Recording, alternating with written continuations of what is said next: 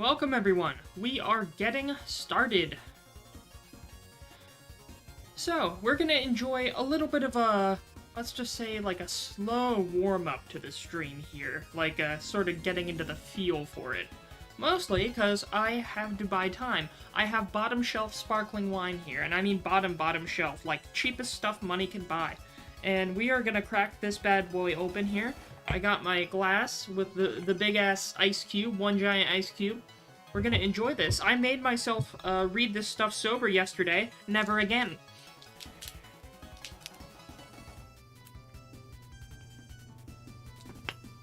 There we go. Let's pour a hearty glass, shall we? How are y'all doing this fine night? As for me, I've been doing alright. Got a lot of groceries today. Spent a decent amount of money. Groceries are way too expensive. But then again, when aren't they? Let's see what this tastes like. I don't think I've had this. This is like the most bottom shelf, lowest brand ever. So, I'm not expecting much. But let's see how it is, shall we? Cheers.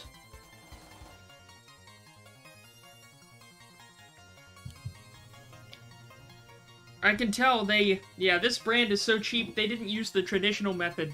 There's two primary methods of making sparkling wine. First one is letting the bubbles form naturally as it ferments. Second one is just shoving carbon dioxide in there. This is the latter. The latter does not last very long. Well, it's okay. I mean, I've had better. It's not bad for cheapest sparkling wine I could find. So, yeah, we're gonna be reading some fanfiction tonight. Now, I have a dilemma. Here. I don't know if I should start with Chapter 3 of this monstrosity that we were reading last time. How long is it? Oh god, it's kind of long. Oh lord, and some of those words. I think I saw Ronald Reagan in there. Okay, we could read this to get it out of the way, but I know some people may want us. Let's just wait till the alcohol's affecting my brain a little more before we go into the third chapter of that. In the meantime, let's see if we can find an interesting one in the Just In page. I did not find any account. I swore I used to have an account to look for stuff. Can't find it yet, but let's see. It's gonna be quite the ride, methinks. Yeah, we're gonna wait a little bit. We're gonna wait for the third chapter of Sonic Goes to Hot Topic. So, in the meantime, while my mind numbs before we do that, let's see if I can find something else. Take another sip of my wine here. What's the weirdest thing someone could make fanfiction with? What about Knight Rider? Let's try Knight Rider. That's really weird. If y'all don't know it, it's a TV show. Back in, oh god, what was it, 70s or 80s? It was an action show where, oh god, what was his name? David Hasselhoff, I think, plays a guy who is killed as a police officer, or almost killed, and he teams up with, like, a car, like, a robot sentient car, and not just a car, I think it was, like, was it a Trans Am? I don't know if it was a Trans Am, but whatever. Let's see. Where is it? It would be under TV shows, right? Yeah, TV. Oh no, I want a crossover. What's the weirdest crossover I could find? Crossovers, TV. Let's find something. It would be under K. Knight Rider. Knight Rider! Oh my god, there's 128! Look, if you look at all the TV shows under K, only one of them, Kamen Rider, has more. I don't know what Kamen Rider is, sounds like an anime. But Knight Rider, okay, let's see. Who has a lot of combinations with it? What the hell is Smallville? I don't know what Smallville is, never heard of it. Of course there's be a lot with Transformers, because, you know, talking car, no wonder there's Transformers. Oh, Team Knight Rider's the sequel. Sequel show. Sonic the Hedgehog. Oh god, do we want... Okay, I'll give y'all three options. Sonic the Hedgehog, Land Before Time, and Star Trek, maybe? Or, no. Okay, which one of these? Which one of these in, like, the category that has, like, at least three? Maybe. I'm trying to think of what I should choose. We have quite the options available to us, chat. Let's see what's under Sonic, shall we? We can't get enough of this stupid hedgehog. Alright. Let's see. Jurassic Nights, the third story in the... Oh god, this is a ongoing thing. No thank you. How many words in this one? 67,000 in this one. This one looks like a lot of crossovers right here. Something about Robotnik trying to conquer Earth. Night of the Stars. Kit. Well, it does look like a Knight Rider thing. I haven't seen the entire show. Night of the Stars. Oh, and Night of the Stars 2. There's two of them. Oh my god. One of them's 30k, one of them's 67k. Oh my god. What's Night of the Stars? Yeah! Oh, Sonic Saturday! Sad AM! Sonic's... Oh boy. Alright, let's see. Is this thing... What is this thing? Okay, this is Night of the Stars by Night Fiction. I wonder why this guy made his account. I wonder if that's the only stories under it. Oh no, his account has a giant Q&A. He has a Q&A on his account page. This is gonna be good. I'm not gonna read the Q&A. Oh god, he's making a... He's a big fan of Knight Rider. Every single story he's made has Knight Rider in it. Alright, let's see this story about Sonic the Hedgehog and David Hasselhoff and his magic talking car. It's like, I'm surprised there's nothing with like Chitty Chitty Bang Bang or something. Is there? Wait. No, there isn't! That's so strange! You'd think someone would have made that. Alright, I think I'm about ready to get started. Alright. One moment. Let me get into the proper tone and mood here. Night of the Stars by Night Fiction 2K17. This is a story I wrote in 2006. 2006, guys. 2006. And the writing will reflect that, as my writing is a lot more improved than that of yesteryear. I got the idea to do a crossover after watching an episode of both Sad AM and Knight Rider. Fair enough. I write it in a realistic tone, so the two worlds are able to complement each other. I have more details on your profile page. No, I'm not reading your bio, my dude. 14 chapters, 30,000 words. Chapter 1. Chicago, August 17th of 2000, around 8:30 p.m. A peaceful night, with a starlit sky before the waterfront. Here, let me turn my music down a bit more. Two people are sat at the Chicago Front restaurant. Mara Hayfield, a 19-year-old shoulder-length brunette actress that performs in the local theater and is primed to go to the National Theater. And Moto Jada. I forgot a lot of the Knight Rider characters. I don't know if these are actually Knight Rider characters or not. We'll see. And Moto Jeda, a 19-year-old male with short brown hair that is an Academy member of the Foundation for Law and Government. I think that's the organization that Michael Knight works for, after he gets brought semi back to life. I don't know if he died in the accident or not. It's a dumb setup for an action TV show. It was a dumb action-themed TV show. Let's see. It was supposed to be a wonderful night where young Moto would propose to Mara after being together with her for 5 years. All was perfectly going to plan for young Moto until the bank robber that was working for Teddy Lamont, oh, that name rings a bell, I think that guy's from the show, came running through the restaurant and shot up just about anyone that would appear threatening to him. Just as Moto would try to make his move to protect his girlfriend, Mara made the sacrifice of protecting him by shoving him to the floor and taking the bullet herself, which ultimately killed her. Wow, we are wasting no time here, are we, chat? Okay. Moto turned in horror as he saw the love of his life lying on the floor, almost lifeless, with blood pouring from her chest. With the last few breaths, she utters these words. "One man can make a difference, Moto." Oh boy. Yeah, isn't that the setup? Yeah, that's the setup for the regular show, too. And with that, she died in his arms. There are some that say that he blamed himself for her death upon not protecting her. Whereas there are others who think that he wished he could have done the same thing to protect her. Moto would go on to become a member of FLAG. I think that's the organization he works for. Just another name for it. Oh yeah, Foundation for Law and Government, yep.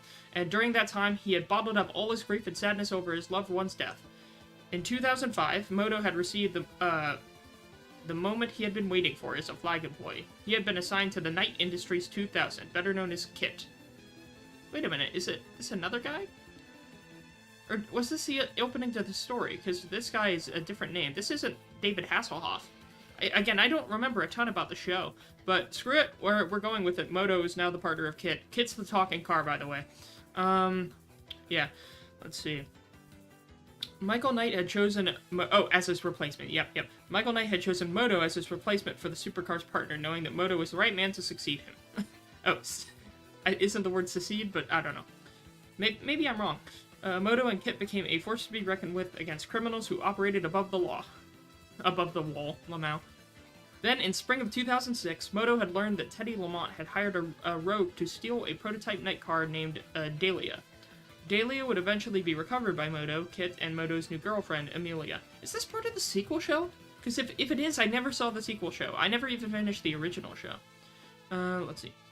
Moto came face to face with the person whom he blamed had a hand in killing Mara and informed him that he was going to see that he would be put in prison. And sure enough, with a valid teamwork effort by Moto, KIT, Amelia, and Dahlia, the man that Moto had sworn to put away was arrested. It would seem that Moto was finally at peace, yet privately he continued to bottle up his emotions about Mara's death. 4 months later, August 15th, 2006, after another case dealt with by Moto and KIT, they returned back to the Foundation HQ in San Diego. Oh boy, this is how he's laying out his, he's doing it in a back and forth, alright. I always prefer when people write where it, having, like, blank said or, blank replied. That's an easier to read format, or at least easier to narrate format, I would say. Let me give chat a quick refresh here, one moment, before we keep going. If this story ends up being boring, we can switch, but this is just the lead up here. Okay. Moto, getting out. That case was exhausting, partner. KIT. I think being chased by two souped-up Ferraris with violent intent because we ruined their drug ring. Oh, I thought he said drag ring. Drug ring would exhaust us. Again, the car, I can't do the robot voice the car has, but oh well. Moto says, yeah, anyway, that was a long drive back from Phoenix. I'm gonna go and take a nap. If you hear anything on the police frequency, beat me. KIT, I will only wake you if necessary. You need your rest. Moto, thanks for that, pal. Oh god, alright, here we go with the Sonic shit. Somewhere in another time and place across the galaxy, on a planet called Mobius, a band of freedom fighters were running from mechanized assault robots called SWAT bots.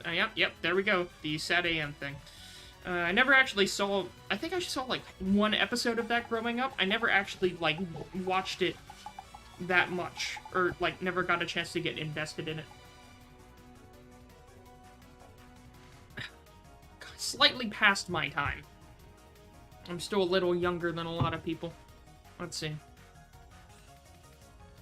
Sonic, a 19-year-old 5-foot blue anthropomorphic hedgehog with red and white sneakers and no comma, and Sally, a 20-year-old 5'1" anthropomorphic squirrel with red hair, blue boots, and a blue waist jacket. Oh, he's just describing them. There's no, like, thing saying what they're doing. He just described them. Sally, Sonic, this is hopeless. There's too many of them. Sonic, I had no clue they could crank like that. They crank it back 3 times. Is that about when the Soulja Boy got popular? SWAT bots cranking it back 3 times. Oh lord. Or are they cranking 90s? Oh god, I'm just imagining like the fucking like Fortnite building montage. Oh lord. Let's see. Back on Earth, KIT began detecting strange readings emanating from South San Diego. KIT, that's odd. I am detecting something on the police frequency, but it doesn't appear to be criminal activity. Moto, yawning. What's up, buddy?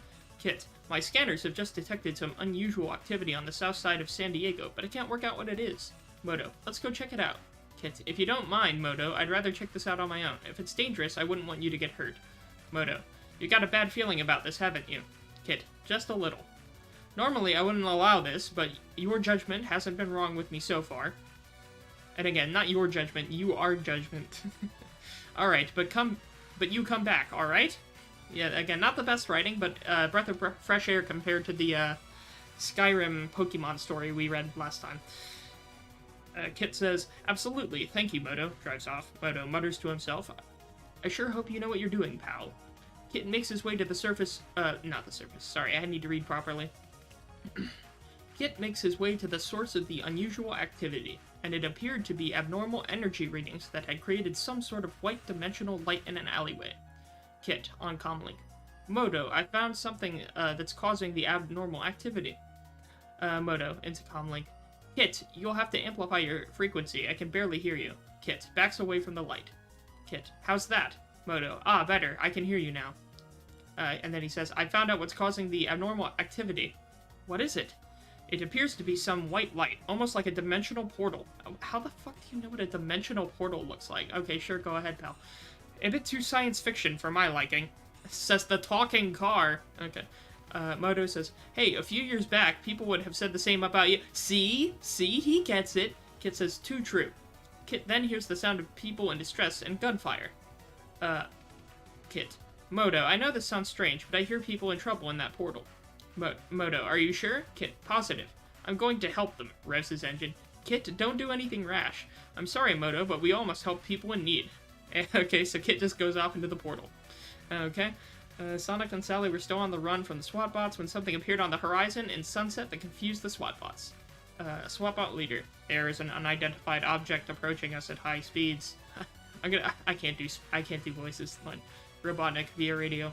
Oh, can I do a second Robotnik? What is it? Show me your surveillance. I may try that. I'm not drunk enough for this. I'm still on my first glass. If I want to try more voices, I'd have to be more glasses in for this. I guess I better keep going. Oh yeah, also, what I meant earlier by this being the really cheap stuff, again, the problem with the lack of good carbonation in this is that it's already flat.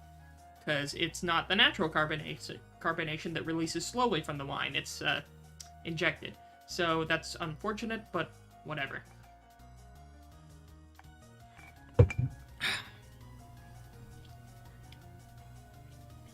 Alright, the SWAT bot sends images of a black sports car with red flashing scanner. Robotnik. Odd, I've never seen anything like this before. A small male approached his leader. What a sentence. A small male approached his leader. Oh, Snivelly. Oh yeah, that's the little guy with the giant nose, isn't it? Do you think it could have been one of the freedom fighters, sir? Yeah, I'm not gonna try. I don't know what voice he has. It's probably Snivelly, just like his name, but whatever. I don't want to talk like this the whole time. So, let's see. Robotnik. We can't rule out that possibility, but let's wait and see what happens first. Sees Kit approaching. Sonic, what's that? Says Sally. Sonic, I have no idea. Kit came in from the horizon and raced past them. Yeah, Kit definitely knows what's going on here, sure. Sonic, in all, did you see that? Yeah. Robotnik. Snivelly, we must acquire that vehicle. My boy Eggman immediately starts going for the grab. He's snatching that shit up and taking it to Los Santos Customs. Oh, Lord. Snivelly, very good, sir. Into radio. Swap up Battalion. Capture that vehicle. Kit. How did I get from San Diego to this? Plus, are there any roads for him to drive on? I mean, I guess he can go off-road, but still.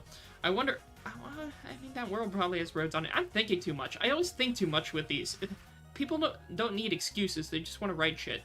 How did I get from San Diego to this? I wonder if Moto can make sense of this. Comlink. Moto, can you hear me? Silence. Moto, can you hear me? SWAT bots. Capture vehicle. Oh, yeah, he can hear it. That doesn't sound friendly. Sees the two. I wonder if those two are the ones I heard needed help. The SWAT bots form a wall in front of him. But first, I have to get away from you. Kit reverses enough to get some space for a turbo boost. Oh yeah, you can press a button to do a turbo boost in the show. I remember that. It's just, you know, speeding up for the action shots, because it's an action show. I really should finish that show. I liked it for the cheesy action it was. And the witty banter, of course. Let's see. Sonic. So, what's that thing doing? I don't know. Here goes nothing, says Kit. To himself. The Trans Am. I was right, it is a Trans Am. The Trans Am revs ahead full throttle and turbo boosts over the SWAT bot wall, much to the astonishment of Sonic, Sally, and Robotnik, watching via surveillance cameras. Sally, that was amazing. Wait. Oh yeah, because he doesn't need a ramp either for some reason. Sonic, serious. Kit, pulls up by them. Kit, get in! Opens doors. Looks around. Who said that? I did. Oh yeah, this is a thing that happened in the show all the time. But yeah, that's the thing. Just random strangers. Yeah, here random strangers that I don't know. Just get inside this talking vehicle. You'll be fine. Nothing bad will happen to you. Oh, Lord. Sal, please tell me I ate too many chili dogs and I'm just flipping out here. Sonic, how many goddamn... What's in those chili dogs? What is it, like poppy seeds or something? Too many poppy seeds? I don't know. Kit, I will explain later. I don't think explanations are a good idea at the moment, but you can trust me. Trust me, bro. Trust me. Sounds good enough for me. He gets in the passenger seat. And, alright, so he closes the doors, pulls away. Specifically 70 miles per hour. Alright, he's pulling away now. Sonic, I hate to be rude. Could we go a little faster? Kit, certainly. Switches to pursuit. Oh, yep. Sonic, look at the speed Sonic, look at the speed readout, and it's rising. Kit, I estimate there's a suitable hiding area 12.7 miles ahead of us in a forest. Explanations will be made then. Robotnik, I must have that machine. Its speed was phenomenal. He says, talking about a car when he's fighting Sonic. Isn't Sonic, like, known for being fast? Isn't that his thing? Why did Sonic get in the car? Couldn't he just follow it? I don't know.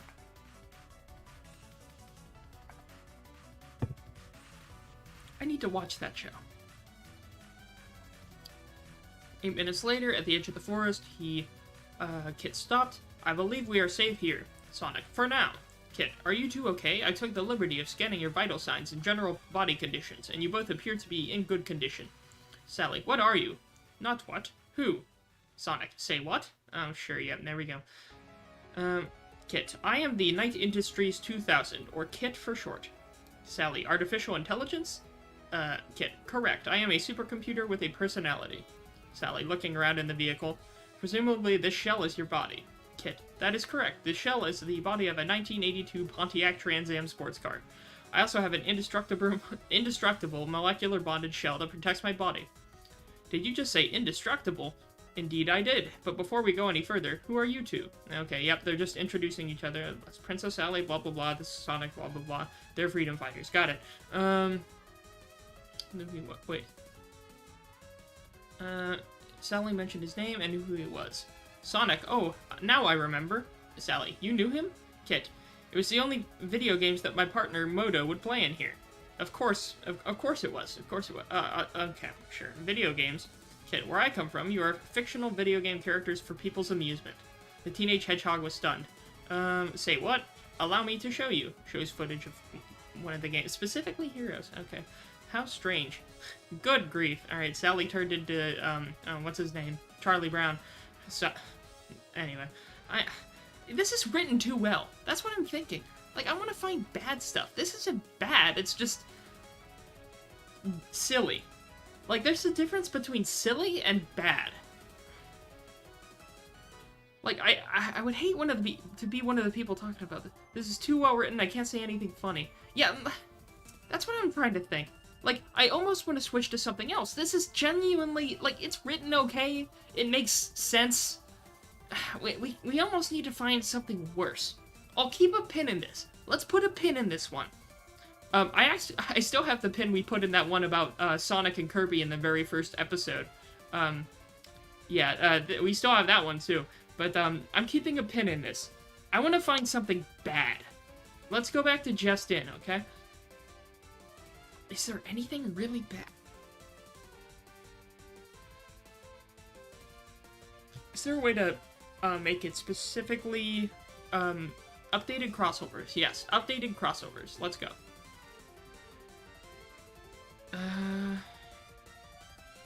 Let me see if I can find stuff that would be funny. Honkai Star Rail. I've never played that game. Isn't that a gacha game? Let's see. It's a girl? Oh god. Oh wait, no, that's Harry Potter. And Shadowhunters? What the hell's Shadowhunters? We have Fallout and Cyberpunk 2077. That sounds too competent. A lot of these look too competent. We kind of want the ones with no profile picture. Because you know those will be the best. What's this one? Kamen Rider? Don't know that one. What's this? DC and Naruto. Never seen Naruto. Fairy Tail. Never seen Fairy Tail. Oh boy. Well, this one's this one's Sonic and MLP, but it's only 1,000 words. I want something that's at least 3,000 words. The Fool's Journey. Why is the photo a picture of PS1 Hagrid? Why is it PS1 Hagrid? Okay, let's see. I want to find something else. There's Harry Potter and Sherlock, Bakugan and Yu-Gi-Oh! Crossovers and Injustice. Never played Injustice. Naruto and One Piece. Harry Potter and Game of Thrones. Never seen Game of Thrones. Shadow the Hedgehog of the Colossus. Oh god, that doesn't sound good. Never played Shadow of the Colossus though. Oh god, that one's 66,000 words. This one's 148,000 words. Oh my god. It has to be this way. Wait, isn't that a reference to that one Metal Gear game? What's Ghost Rider? Oh wait, Ghost Rider the superhero, right? Like Nick Cage Ghost Rider? I don't know. Some of the... Wait, Harry Potter and Sonic. Wait a minute. Wait a minute. Ooh, I think this one's good. I think we found something here. I think we found something. This is Harry Potter and the Prisoner of Azkaban Sonic style. Harry Potter and Sonic. Oh wait. Oh no, it's not a crossover. They just merged the two, where the wizards are all hedgehogs. How's the grammar? How's the grammar though? Witch burning in the 14... Okay, that's quite the word to highlight there. Like says, ooh la la. Let's see. I just want to skim. Let's skim and see if how it looks. It's like getting gifts and stuff. It looks well written from what I see of it. I don't know. This doesn't look as good as it used to. Because this looks like the guy's just taking Harry Potter and making it, instead of the characters interacting, they just turned the characters into Sonic characters or something and turned the world into Sonic World because it's not Hogwarts. It's like, what'd they say, Soliana or something? Isn't that from 2006? Yeah, I don't know. This one... Yeah, no, this one looks written well, too. I think, yeah, I think it's just a retelling of the Harry Potter story. I don't know, let's keep going. Total drama across the multiverse? Oh, God. You know, I could always, hit the bottom of the barrel. Isn't there that one story that one guy stopped making where it was, like, the Subspace Emissaries World Conquest? I used to watch someone on YouTube who did their own narrated version, but they actually did voices for all the characters, and he was competent. But I almost don't want to do that because the other guy did it better. I still found that guy commenting on videos here and there. Let's see. It's almost like all the bad fanfictions disappear. Well, this is new. We're sorting by new, remember? I want to find something written with a bit of modern taste.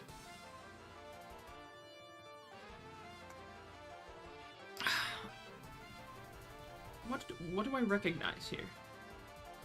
Conquer and Super Smash Brothers? And only 1.5k. Justice Lost Harem? What the fuck? What? Chick Magnet? No, no. No, I'm not. No. Loud House and Pokemon?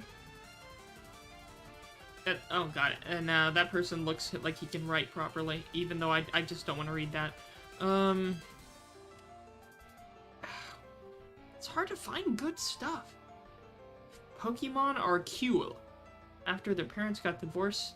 Oh no, is this South Park? South Park and Pokemon? Wait. 136,000 words! What the fuck? After their parents got divorced, Stan, Kyle, and Kenny, along with Cartman, moved to the Paldea. What the fuck is the Paldea region? There, the boys discover Pokemon and enroll in the Naranja Academy to start their lives as Pokemon trainers. What the fuck? What do you mean? What the fuck's the Naranja Academy? What the fuck is this? Is this written competently? Wait, I'm skimming. I'm skimming right now.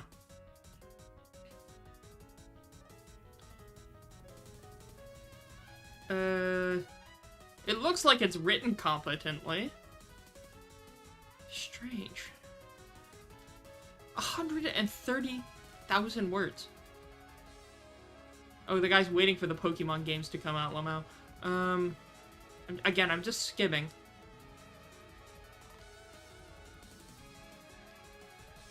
This looks toned down. Like, this reminds me of, like, those people who are really weird. They, like, try to unironically, like, ship the characters and bullshit. Like, this reminds me of something someone would write because they're genuinely interested in the world of South Park rather than seeing it as, you know, a funny TV show that's used to make social commentary. Like, I think this person is one of those people that take it too seriously, and it looks like it's boring. Like, just skimming over this, it just sounds like that they're... Yeah, it just sounds like they're making South Park boring. I don't know how the fuck you could do that, but this actually looks fucking boring. We're not gonna... Oh, yeah, when the worst of your humor is Thundershock those hippies, yeah. And turd, yeah, no, you're definitely not pulling your punches there, my friend. This is boring as hell. Let's not do this. Boring-ass fanfiction. Damn it. I want to find something stupid. We almost need to spin the dice. I wish there was a random button. I really wish there was a complete, like, take me to a random story button. That would be fun. Why is there so much My Hero Academia? I don't give a shit about My Hero Academia. Harry Potter, Game of Thrones. Another one of those? Carmen Sandiego and Twilight? What the fuck? Blue Archive, don't care. Oh, there's no way to go to the next page? Can I not? Is there no way to just go to the next page? Let's just throw a dart at a board here. Let's throw a dart. Random category. Let's go with games. Let's go with games again. And let's... Oh wait, no, I want fanfiction. Or crossover. Crossover games. Let's pick a dart. This one. Army of Two. I don't know much about that game. This one. Fire Emblem. Don't know much about that. Warcraft, Star Wars, Mega Man, Minecraft. Minecraft? No, Okay. Team Fortress 2. Let's try Team Fortress 2. Yeah, I'm closing my eyes. What's here? Dead Space. I don't know much about Dead Space. Anastasia! What the fuck? Isn't... Wait, what? Wait, whoa, what the fuck? Anastasia, like, the movie? Like the fucking Fox movie about the Russian princess Anastasia? Whoa, wait up. What is this? Oh, this person... Okay, no, this person... What? Oh, yeah, no, it is, somehow. Wait, what the fuck is this? Whoa, fuck. This was written in 2011. It's 2011. Wait. This guy has OCs out the wazoo, and it's like... What is this? How many chapters are... There's some of this. I'm just skimming here. So, okay, yeah, no, there's TF2 characters here. Should we look into this? I mean, I don't know if anyone's watching right now, but should I look into this? Oh, no, my ice cube's melting quickly. I need more wine. I've only just finished my first glass. Alright, let me see if I can make heads or tails of this. And if it's stupid, we'll read it.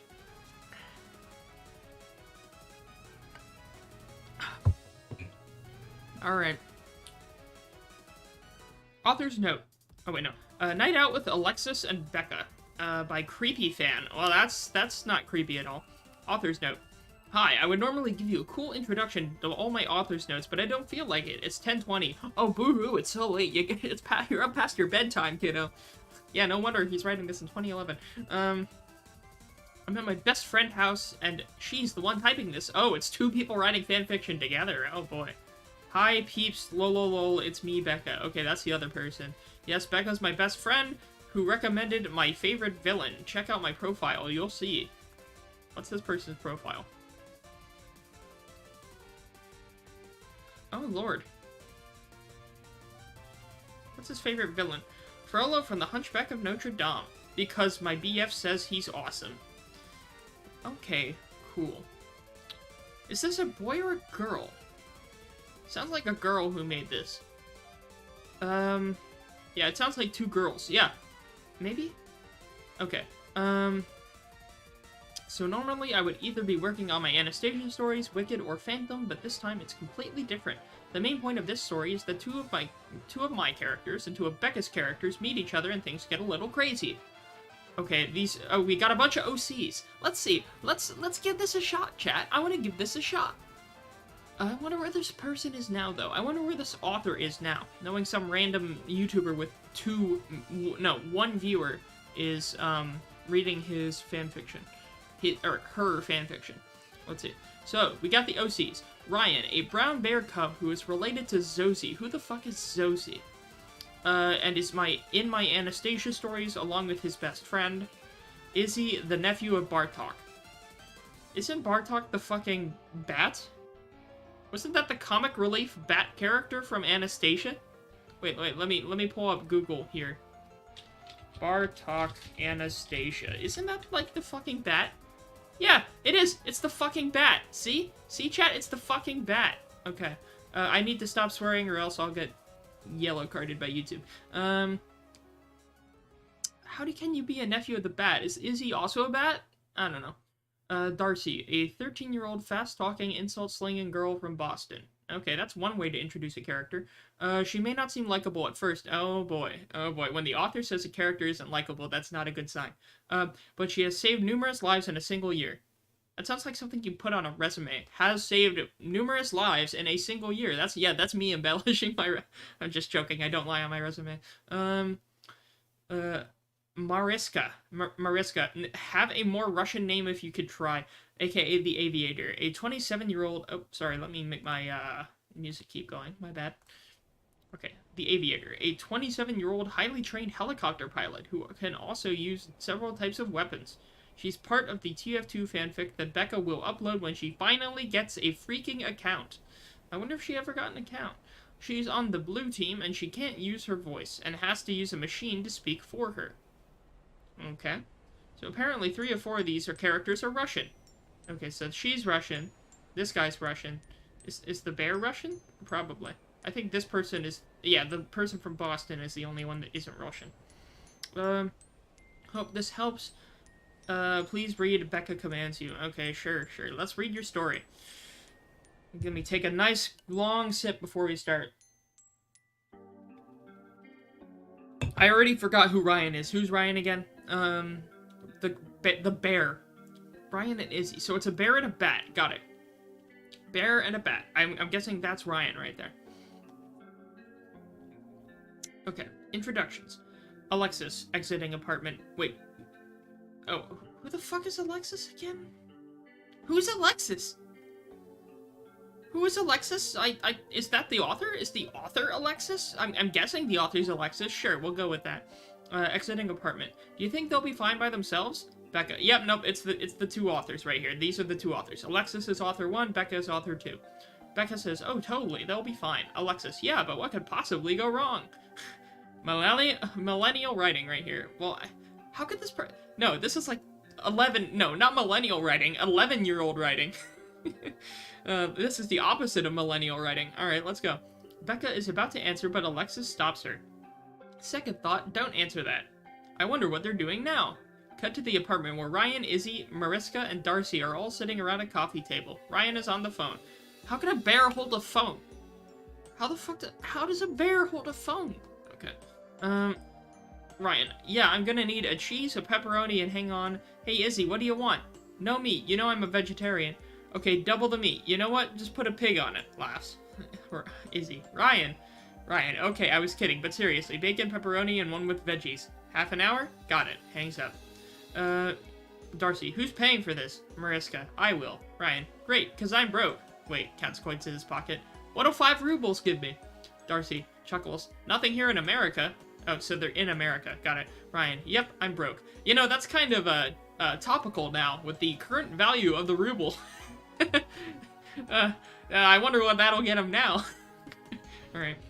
Izzy, refreshments, anyone? Mariska, nothing, please. I'm not thirsty. Darcy, I'll take water. Ryan, root beer for me. I love root beer. Oh, guys, Ryan's so quirky, guys. Let's see. Oh, and duckies and peanut butter.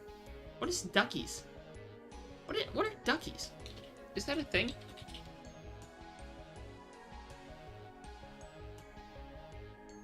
No, it's just...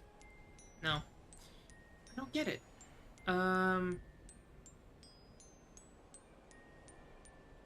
Whatever.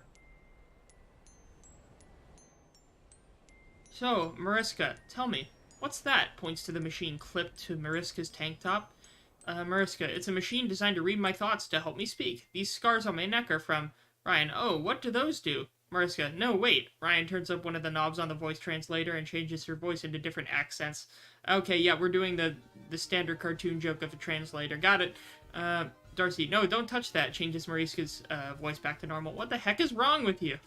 Ryan, hey, I didn't know. I'm curious. You know, like the money with the guy in the yellow hat. What? Like the guy... No, sorry. Like the money with the guy in the yellow hat. Is he referencing... Curious George? What is he referencing? If he's a bear, maybe, but, like, the only thing I can think of is Curious George. What is this? Here, let me refresh chat one moment. Get my music's reset.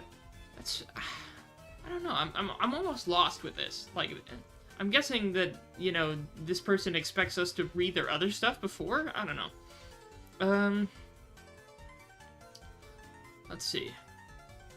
Izzy, here's your water, Darcy. Hands her a glass of water. I'm sorry about my friend's behavior. I'm sure he'll be better, right? Ryan grumbles, right.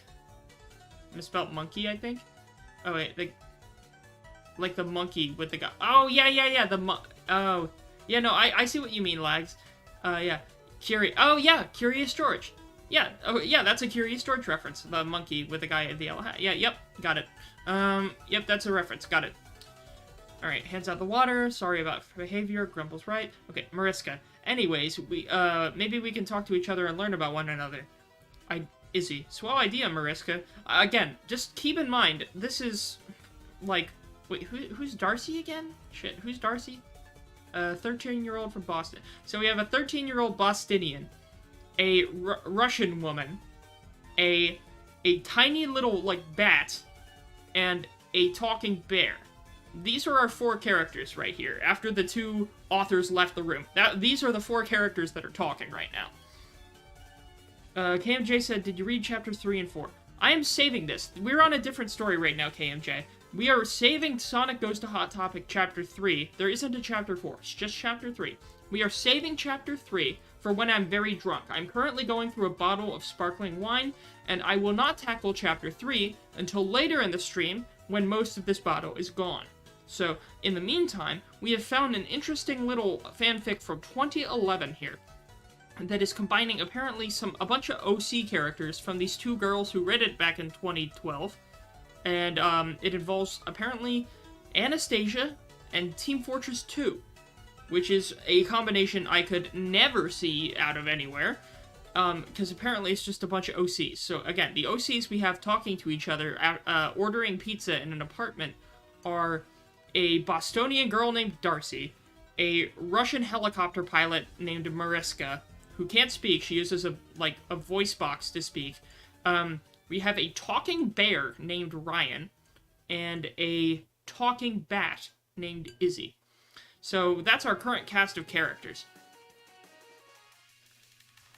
And they are currently ordering pizza. And one of them made a joke about the value of the ruble in 2011. Actually, here, chat, I'm gonna do a little bit of research. How much is the ruble in 2011, and how much is the ruble now? Ruble value 2011. No, I don't want 2011. Best exchange rate was 32 rubles. For what? Or 29? What, per US dollar? 2023? Okay, it went down a little bit. Not as much as I thought, but still. Let's see. James Ray says, I pray these people off themselves. Well, that's a little far. Like I said, yeah, lags too. Now that's a little extreme. I don't know about that, my friend. These are two girls that were probably typing some dumb fanfiction back in 2011 when they were like, what, 11 years old or something? Because look at the forward. Look at the forward. This is the author's note, and it's the two of them typing, and one of them says, Hi, peeps, lol, it's me, Becca. Yeah, no. These are young girls writing this fanfiction. Like, barely teenage at most. So, I don't have high expectations. I really don't. And I'm surprised they're writing as well as they are at the moment. Like, I can understand this. I can understand what they are saying. So it's a good start. Lex says, just because someone probably teenagers wrote a weird little story in 2011, I don't think they should die for it. Yeah, I tend to agree with Lags there.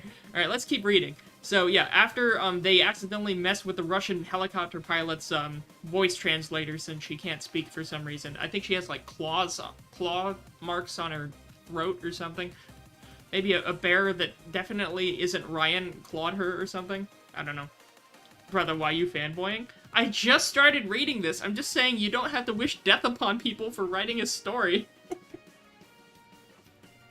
Alright, I'm just gonna keep going. You two fight amongst yourselves. I'm just gonna keep going. Alright.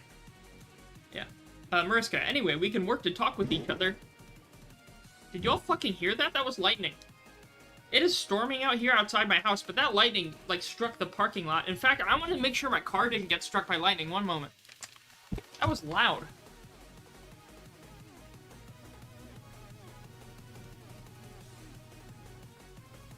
See? See, guys? See what you did? Y'all were fighting too much, and God said to cut it out. God sent a bolt of lightning in front of my apartment to make you all cut it out. So, let's keep reading. Swell idea, Mariska. Ryan. Okay, but I'm not sitting by her. Points to Darcy. Darcy. Likewise. Well, wasn't it Ryan that messed with the... Whatever. Alright. Izzy. Very well then. Now, who would like to go first? Mariska. I was wondering how you two met. I mean, I've never seen a bear and a bat as friends before. Yep, we got it confirmed. Izzy's a bat. Got it. Darcy. Yeah, how'd that start? Izzy. Well, it's a rather long story. Ryan. Izzy and I are from Russia. St. Petersburg, that is. Our uncles were best friends, and they were heroes. We're heroes, too. Izzy. Thank you, Ryan. Darcy rolls her eyes and shakes her head. SMH my head, chat. Mariska. Heroes. Interesting. Yeah, no, don't inquire about that at all. Sure. Darcy. Yeah, how did you become heroes of all Russia? Oh god, this is probably gonna get flagged by YouTube just because I'm saying the name of that country so much. I think they'll think that I'm talking about something else relating to this country here. Okay, anyways, Izzy. We helped save the Grand Duchess Anastasia. Mariska. She lived? Izzy. Yep. She's probably dead now. Didn't the person claiming to be her die a while back? Let's see. Izzy, yep. Darcy, that's pretty amazing. Mariska, you two must have worked pretty hard. Yeah, no, they're not doubting the story at all. They're not like, bet how. Okay. I'm thinking too much. I need to stop thinking. Ryan says, yep, makes muscular moves. We worked pretty hard to keep those bad boys in shape. Darcy, sigh. Oh, brother. Yeah. Again, the writing is about what I thought it would be. Not the best, but I've seen worse. Izzy, well, enough about that. Tell us about yourselves. No, I would inquire about... I would be interested in hearing that, because I don't remember a bear in that story. Anyways.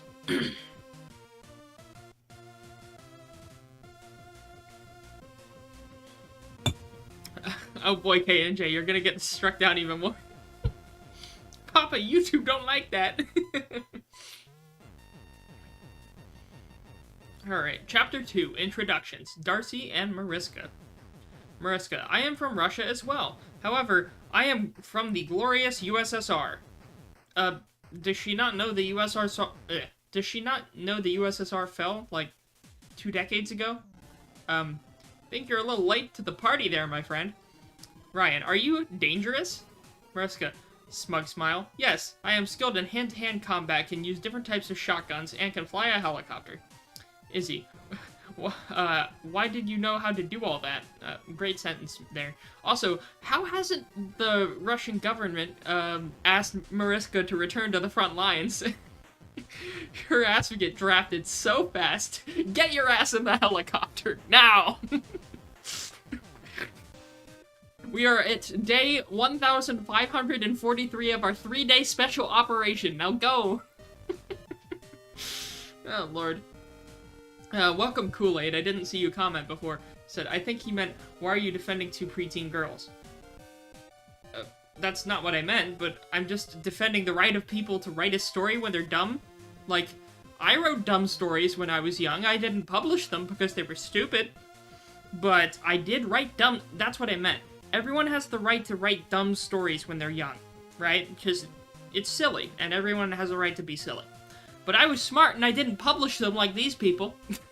I mean, I guess it doesn't matter if people publish this stuff, because no one will see it anyway, except for some random YouTuber who's streaming it, oh god, 12 years later?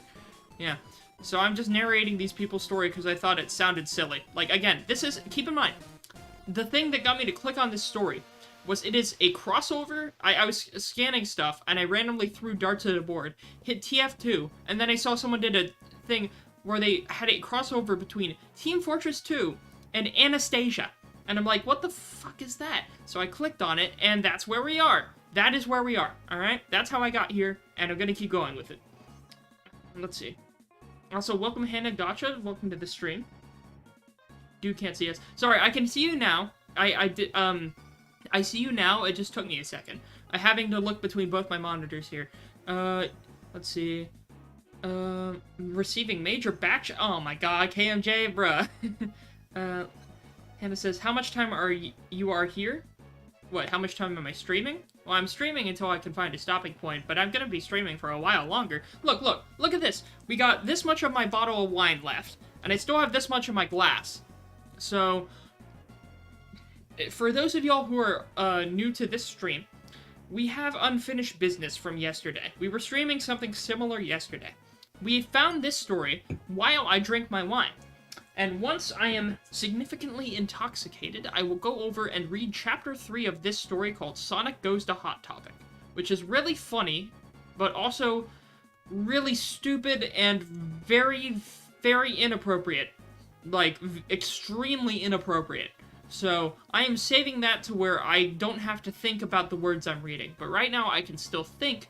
That's why I am reading this stream. Earlier, we tried, like, finding stuff with, like, Knight Rider and stuff, but it was written too well. Like, we found stuff with, like, Knight Rider, because I remember that TV show, but it was just written decently. So, I'd rather pick something else that's more... or less serious? I don't know, because this looks less serious. So, I'm just gonna keep reading this for now. Let's see. Dies of Weird. KMJ89, oh, yeah, I don't have to read your full name. KMJ says, don't make me donate again. I'm gonna read it, okay? You don't gotta donate again. I know there was that weird thing with YouTube last time. Just don't worry about it. I'm gonna read it. You don't gotta donate anything. I'm gonna read this, but let me get drunk first, okay? Let me drink enough. Alright, where were we? What the hell was that chapter?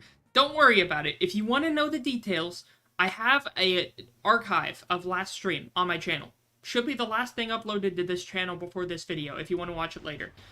This is the part 4 of me reading random YouTube stuff, because before this story, Sonic Goes to Hot Topic, we read a story that this one person wrote in 2012 as a crossover between Pokemon and Elder Scrolls, and I'm not going to get into that can of worms. So let's just keep going, after I've said let's keep going for the, like, 5th time. So they're introducing themselves, blah blah blah. Mariska says she's from Russia, and she's skilled in various types of combat. Izzy, why do you know how to do all that? Mariska, it's all part of my job. Ryan, where do you work? Mariska, any large open space perfect for a battlefield. I hurt people. My job is kill or be killed.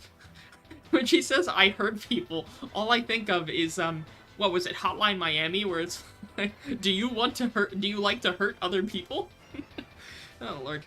Okay. Ryan and Izzy huddle in fear. Darcy, don't worry, she's off duty. How did they meet, anyways? They are relieved. Mariska, it's dangerous work, let me tell you. It's how I got these scars. You wanna know how I got these scars, Batman? This Russian lady says as she's talking to a talking bear and a talking bat. Points to X-shaped scars on her neck. Izzy, yeah, how did you get those? Mariska, an enemy spy disguised himself as my boyfriend. When I went to greet him, he tried to slit my throat.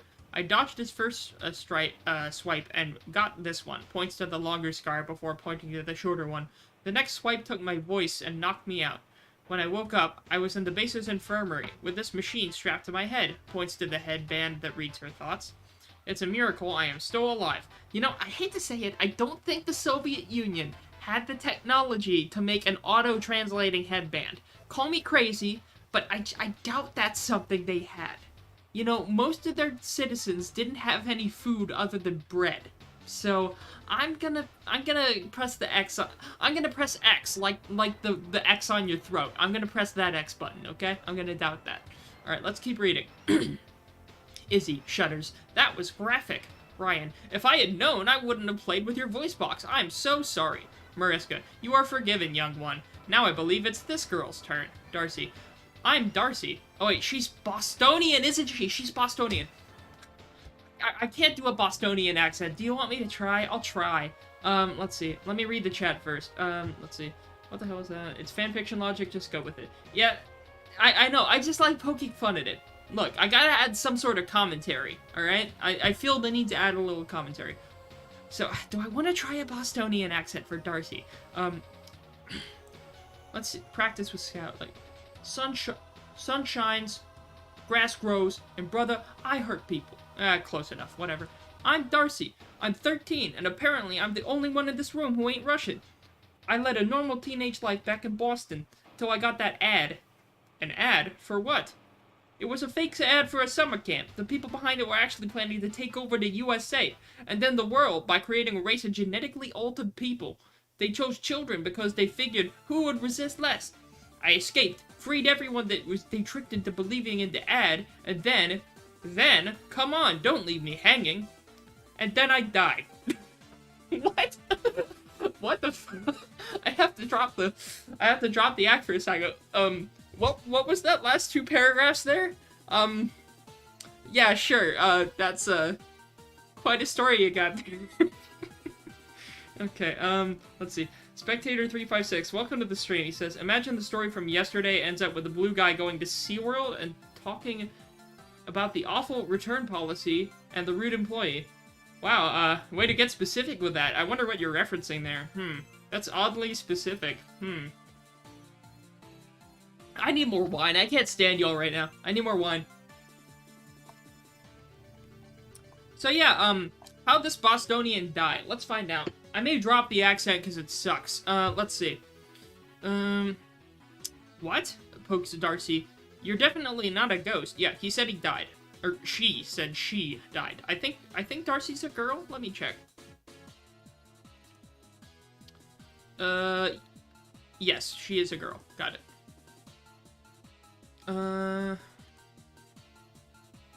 Darcy. I was brought back to life by the former queen of the afterlife. Thought he was about to say the former queen of England, since they both passed away. You know, maybe the ghost queen granted this ghost Bostonian the right back to life. I don't know. Let's see. Who is the new queen? That's what I'm asking. Mariska. Who is the... Do I want to do Russian? Who is the new queen? I am, but my reign won't start until I'm gone. Hopefully, we won't see the king around anytime soon. What the fuck is this? Where did all this come from? I'm sorry, I haven't been made aware of all this backstory. Oh, Lord. What did we do? Oh, Lord. I can't think. Let's see. Ryan, why? What'd the king do? Well, for starters, the king killed me. Ryan, oh, slinks. But he's gone now, we're safe. I hope. What do you mean you hope? And again, there's no explanation, like, why are you standing there? Are you not dead already? Like, it's like that one thing. Wasn't that one meme from that Ice Age movie where the guy was telling a story and he's like, and then I died. And everyone's like, you did? And he's like, yes, but I lived. That's what that's reminding me of. Alright, let's keep going. Ryan's confused, then the buzzer rings. Ryan, ooh, pizza, gets out of his seat and opens the door. Pizza guy, here's your pizza right here. It's gonna cost $29.99. Wasn't that for like 3 pizzas or something? I miss those times. 3 pizzas now would be like 60 bucks. Let's see. Mariska pays him. Pizza guy. Thank you. Enjoy your Ryan. Slams the door in his face and brings it to the living room. Oh boy, pizza. Darcy. Geez, calm down. It's just cheese, meat, and sauce baked on bread dough. Wow, way to get scientific. Oh, I didn't do the accent. Geez, calm down. It's just cheese, meat, and sauce baked on bread dough. But it's so good. Stuff's face. Ryan, remember your table manners. Ryan. Sorry. Face is stuffed. Alright, next chapter. Alright, one moment. I'll refresh the chat, too, just in case anything sketchy's happening. Alright, chapter 3. Meeting Anya. Oh yeah, this was Anastasia, wasn't it? It was a Anastasia crossover. Let's see how they actually end up tying... Oh, is it the story? It's the story, isn't it? Alright, let's see. Mariska. Shall we go back to our conversation? Darcy. Oh, sure. Izzy. Alright, Ryan. Mariska. Great. Anyway, Izzy and Ryan, are you two good friends with the Grand Duchess? Izzy. Oh, most definitely. Ryan swallows his bite. Yep, we're really good friends with Anya. Darcy. So how'd y'all meet anyways? Izzy. Well, that goes back a long way. Ryan is about to speak when Izzy stops him. My turn. Ryan pounces. What? Ayo? Ayo? Ryan pounces. I ain't thinking about that. Alright. Anyway, it all began when we started working at the Catherine Palace. Flashback to the Catherine Palace. Ryan and Izzy were doing chores, washing windows, dusting portraits, and polishing vases. Ryan almost knocks a vase over. Wait. Keep in mind, chat. Ryan's a bear. Izzy's a bat. How? I mean, again, fanfiction logic, don't think about it, but like, honestly, Tsarist Russia was probably crazy enough. You know, Tsar Nicholas II probably would have done something stupid like that. Yeah, he would be the guy to seek out the only sentient animals in all of Russia and recruit them to work at the palace, probably. Let's see. Spectre said, why would a Bostonian be opposed to pizza? I don't know, that seems like a sin to me, dog. But, let's see. So they're in the palace, he almost knocks a vase over. Izzy, Ryan, be careful, jeez, it's only our first day on the job and you're already destroying stuff. Ryan, sorry, besides, I'm starting to like this job. Izzy, maybe that's because you don't want to admit you caused us to lose our last job. Well, I don't know, I don't know what your last job is for a job at the Imperial Palace to be a downgrade? You'd think that would be an upgrade in your job status. I think I would earn a little bit more working at a palace myself, but I don't know. Let's see. Ryan, hey, being a dog catcher is not fun. Who the hell? Only in Russia would you find a bear to be a dog catcher. One time, there was this dog that had long gray ears. It looked like he was flying. He outsmarted me. Is that a reference to something?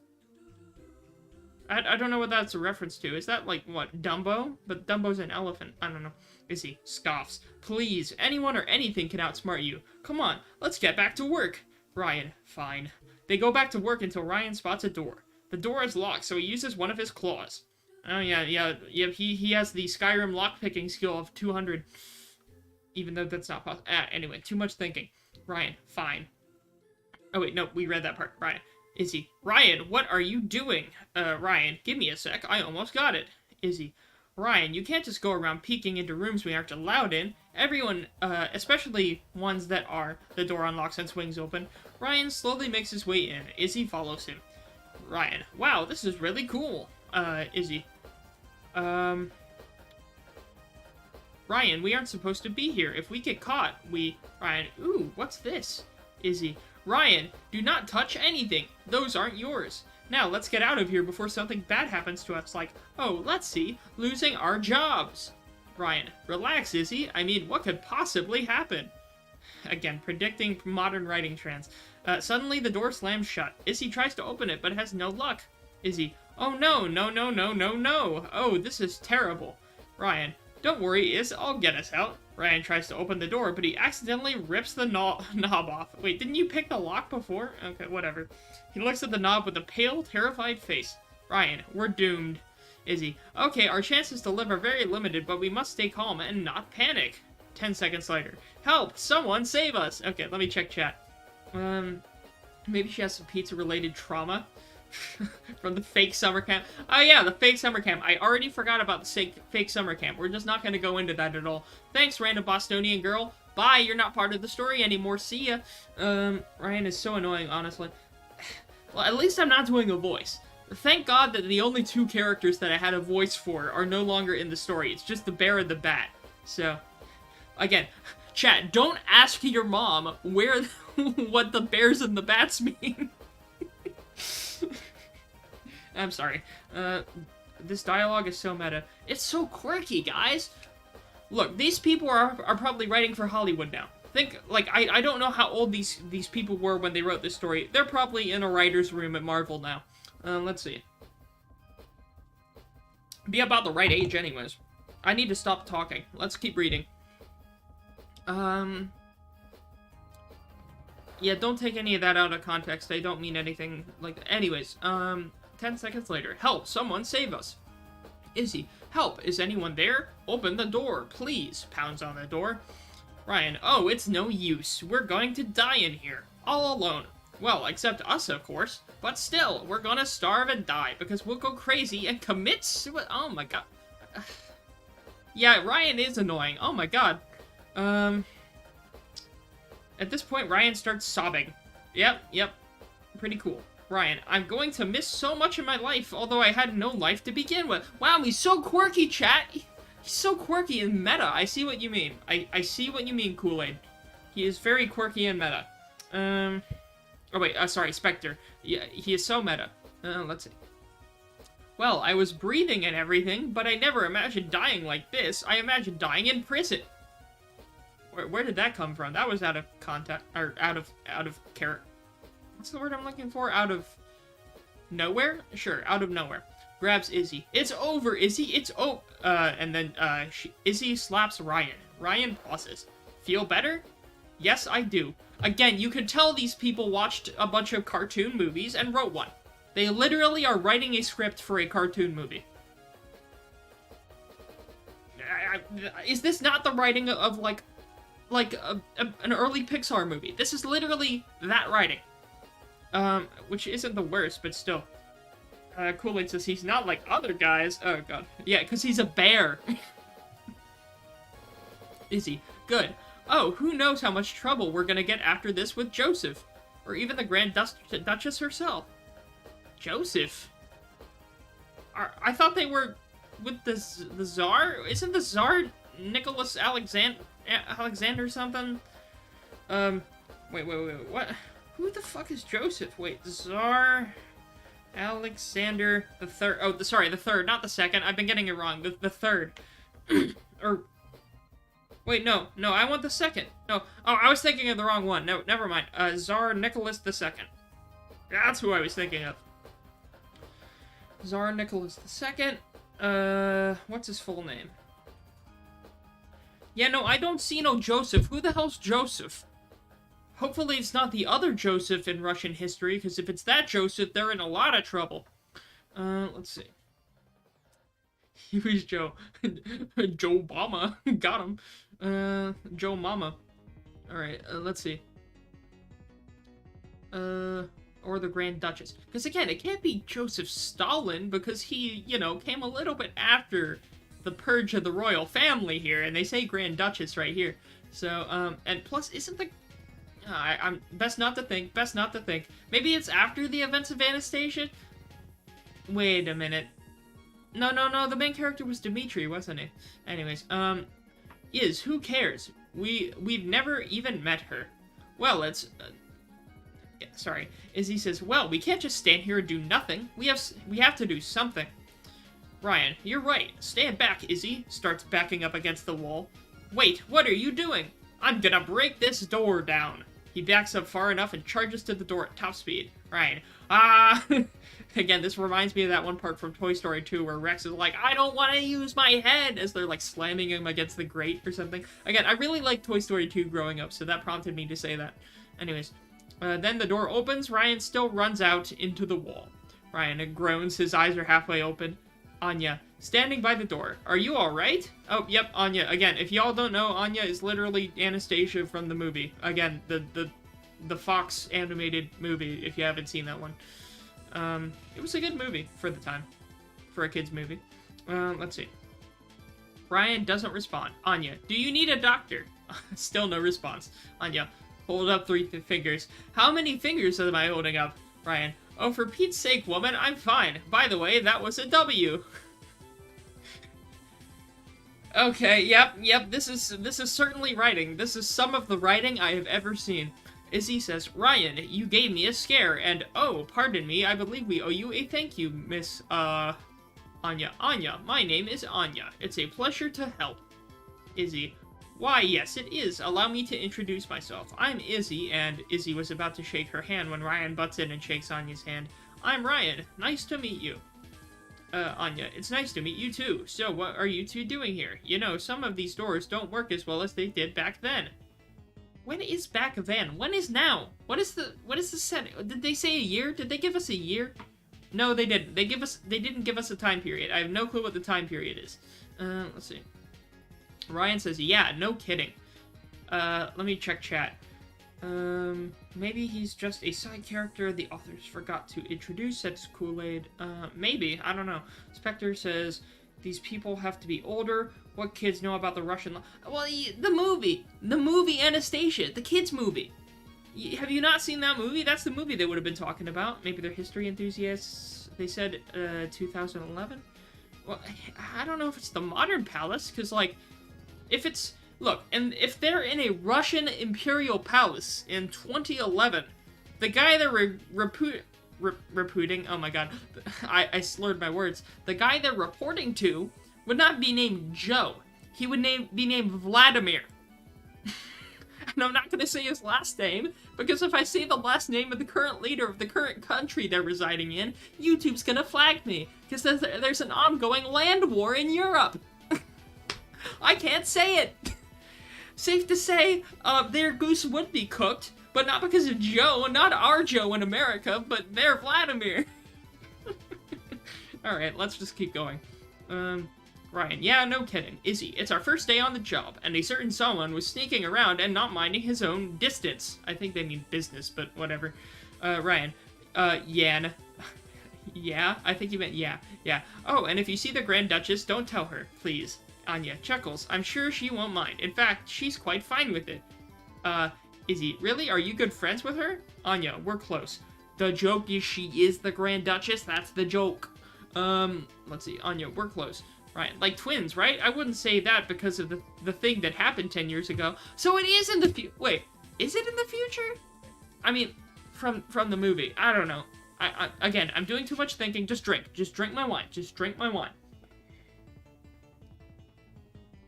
Oh, it's flat already. Well, it's almost flat. It's not fully flat yet. It's almost flat. Alright. Okay, Ryan says, but come on. I mean, you've got the same hair, eyes, chin, smile, nose, size, age. Stops and stares, wide eyes. She just smiles. Ryan, oh.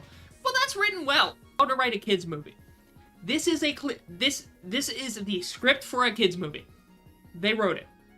It's not bad. It is the script for a kid's movie. I could imagine, like, some kid going to a theater to see this. It's not bad. Let's just keep going.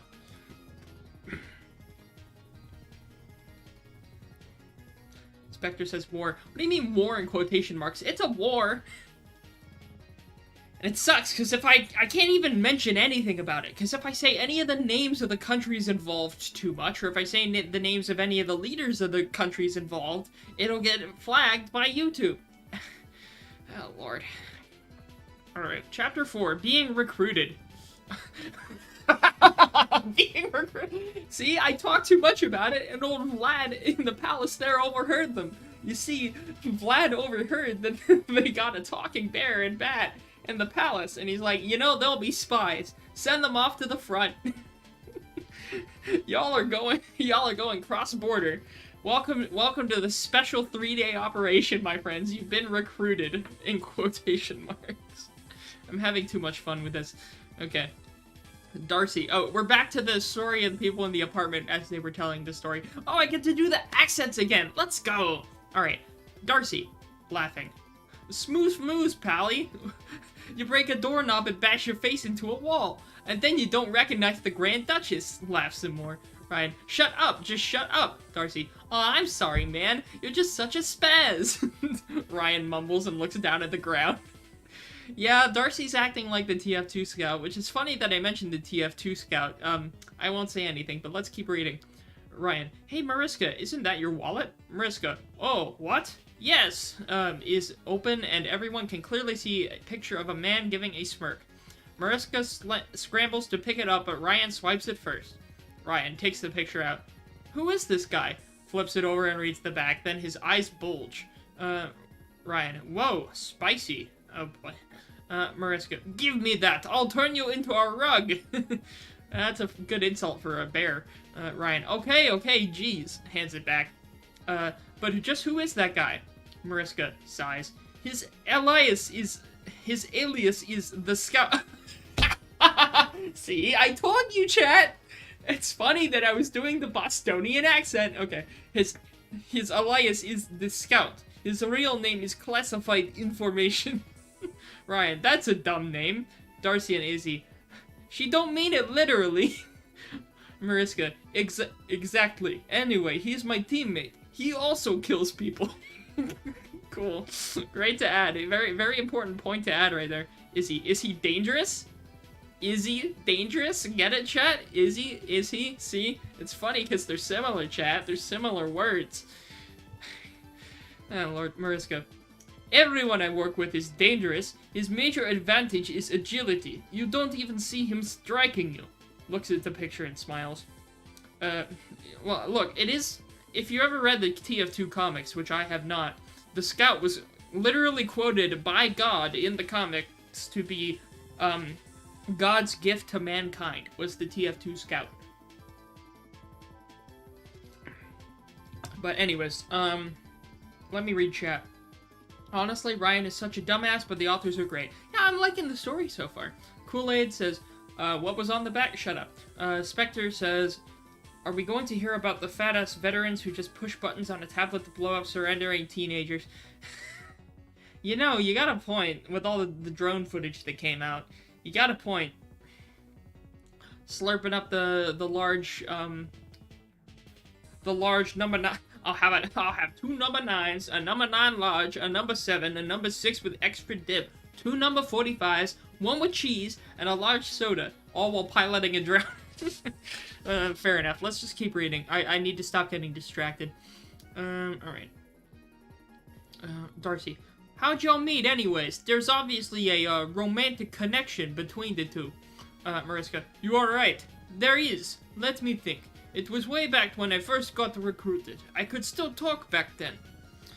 It's funny that I'm doing a male Russian accent and a male Bostonian accent when it's 2 female characters talking about the male scout who has a male Bostonian accent, and the accent I'm doing for Mariska here sounds like the TF2 heavy, which will probably end up being a character at this point, but we'll see. Let's see. So we're going into a flashback. It's interesting. Like, the authors are actually doing flashbacks properly. This is a properly written story made by 2 people back in 2011. Or, I mean, I'm sure, yeah, people made good stories back then too, but, like, to find on fanfiction.com? Really? I don't know. Let's just say things could be a lot worse, is all I am saying. Let me refresh chat too. Let's keep going. We're gonna go into the flashback here.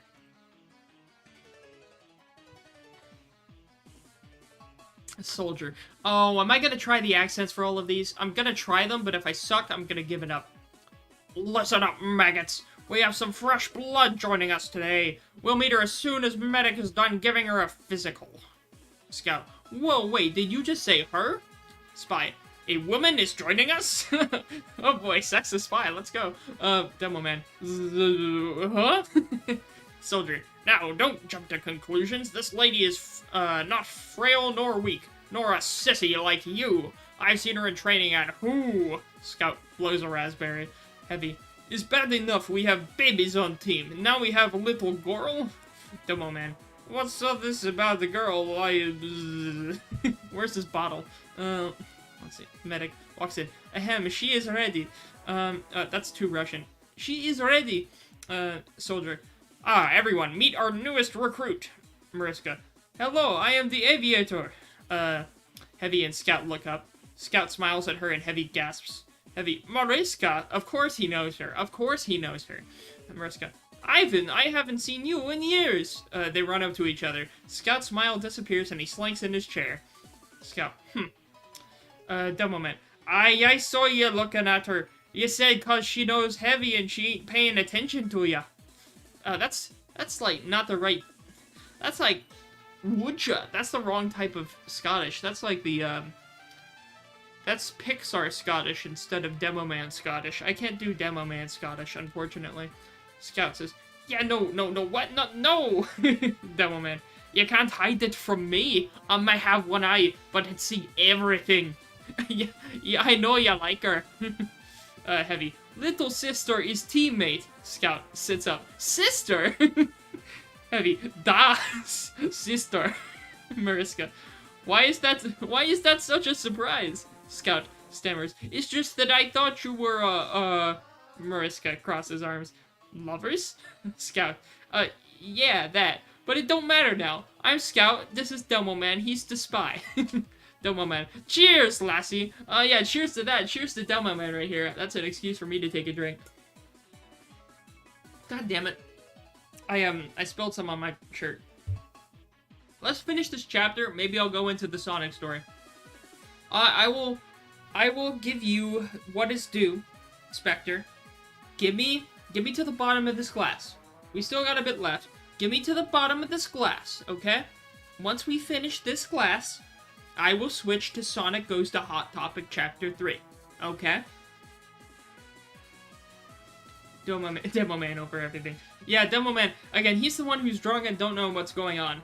Like me. He just like me. For real. Cheers. Let's keep reading. I at least want to finish the chapter. Then we can switch over to Sonic Goes to Hot Topic Chapter 3. Alright.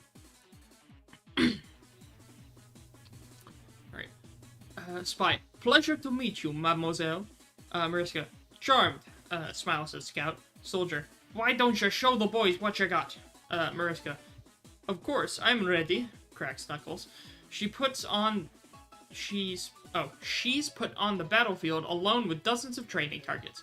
Within 15 minutes, they're all nothing but sawdust. Oh, don't even mention how. Again, you could describe to us a scene. Authors, you could describe to us how this person destroyed the targets in a cool fashion. Or you could just hand wave it. But, go ahead. You do you. I say critiquing two random fanfiction authors from 2011. Let's see. Demo Man. Blimey! Spy. Mon Dieu! Scout. That girl's got moves. Demo Man. Hehe. The Spy. Look, the lad's got eyes for the new girl. Scout. Shh, jeez, man. Spy. No, you two would make a great couple. I wonder if her brother would approve. Wow, they're really moving the story along fast, aren't they? Heavy. What is this I hear about the tiny man? Scout. Heavy picks up Scout by the front of his shirt. You lay finger on sister and I kill you. Scout. Whoa, take it easy, pal. Mariska. Ivan, what are you doing? Oh, that's German. What are you doing? Heavy drops Scout. I do not want this boy near you.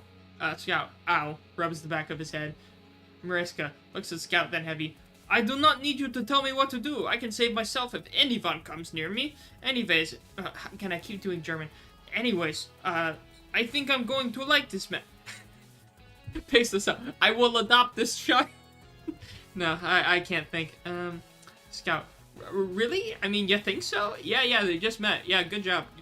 Mariska. Yes, I should team up with him tomorrow. Just so know what I'm doing on this job. Scout. Yeah, what do you say, big fella? Heavy. I guess I could allow this, but you remember what I said. Scout. I know. Heavy. Good. Now, come, sister. You have big day tomorrow. Heavy starts leading her away. Mariska turns and waves. Goodbye, Scout. Scout waves. See you tomorrow, Avi. When they're out of view, Scout stops waving. Scout. Yes, oh my god, yes. He turns around and sees that Spy and Demo Man are looking at him with smug expressions on their faces. Scout. Do not say anything. alright? Cuts back to the apartment. Okay, so we're ending the flashback here. Izzy says, what happened the next day? Mariska, I ended up saving him! Back to flashback. Oh, we're back in another one again. Mariska and Scout broke into the red base and are trying to keep quiet. Scout, okay, the intelligence room is this way. Follow me. They sneak down the stairs and Mariska sees something out of the corner of her eye. Mariska, Scout? Scout sees the intelligence. Shh, not now. Stand guard while I snag it. Scout goes to take it, but Mariska gets a better look at what she saw. Mariska, Scout! Scout, keep it down. I almost got it. Mariska, Scout, there is Sniper! Scout, what? Sniper fires a shot, but Mariska pushed Scout out of the way, and the bullet went into her side. Oh my god. Scout, Avi looks at Sniper and glares. Eat lead, clicks Scattergun. He fires at the Sniper and kills him. Really? You killed a Sniper from that far away with the Scattergun? I play TF2 well enough to know that you get 6 points of damage on him. You get the center pellet on him and nothing else. You get 6 points of damage on him, and he's gonna blow your head off clean. There is no way that Scout killed a Sniper from that far away. I'm sorry, I'm too drunk. I need to drink more.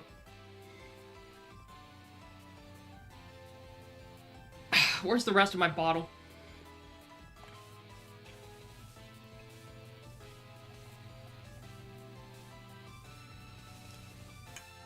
Oh, let me address chat. I'm sorry. I did not address... chess? Lord, I'm drunk. I did not address chat. Don't know anything about this. Dumb man over everything. I read that. Wait, did it just switch to TF2? It's another flashback. The TF2 stuff is in another flashback. It's Mariska telling the flashback, I think. Fight scenes are hard to write. It's easier to draw them, which is still difficult. TBH, everyone but Ryan is so cool. Mate's fanfiction logic. Again, I like trying to make sense of things, but whatever. The glass is finished. Switch time. Alright, how much is left in the chapter? Look, the chapter's almost over. Give me this Spectre. Let me finish the chapter. We're almost done. Okay? We got this many lines left. We're done with the chapter. After that, we'll go to Sonic at Hot Topic. Okay? Let me finish the chapter. Because I need to take a piss break after that. But let me finish the chapter first. Alright, so he shoots at the Sniper and kills him. Scout, you alright? Mariska looks at the bullet wound. Yeah, I think so. Yeah, I think so.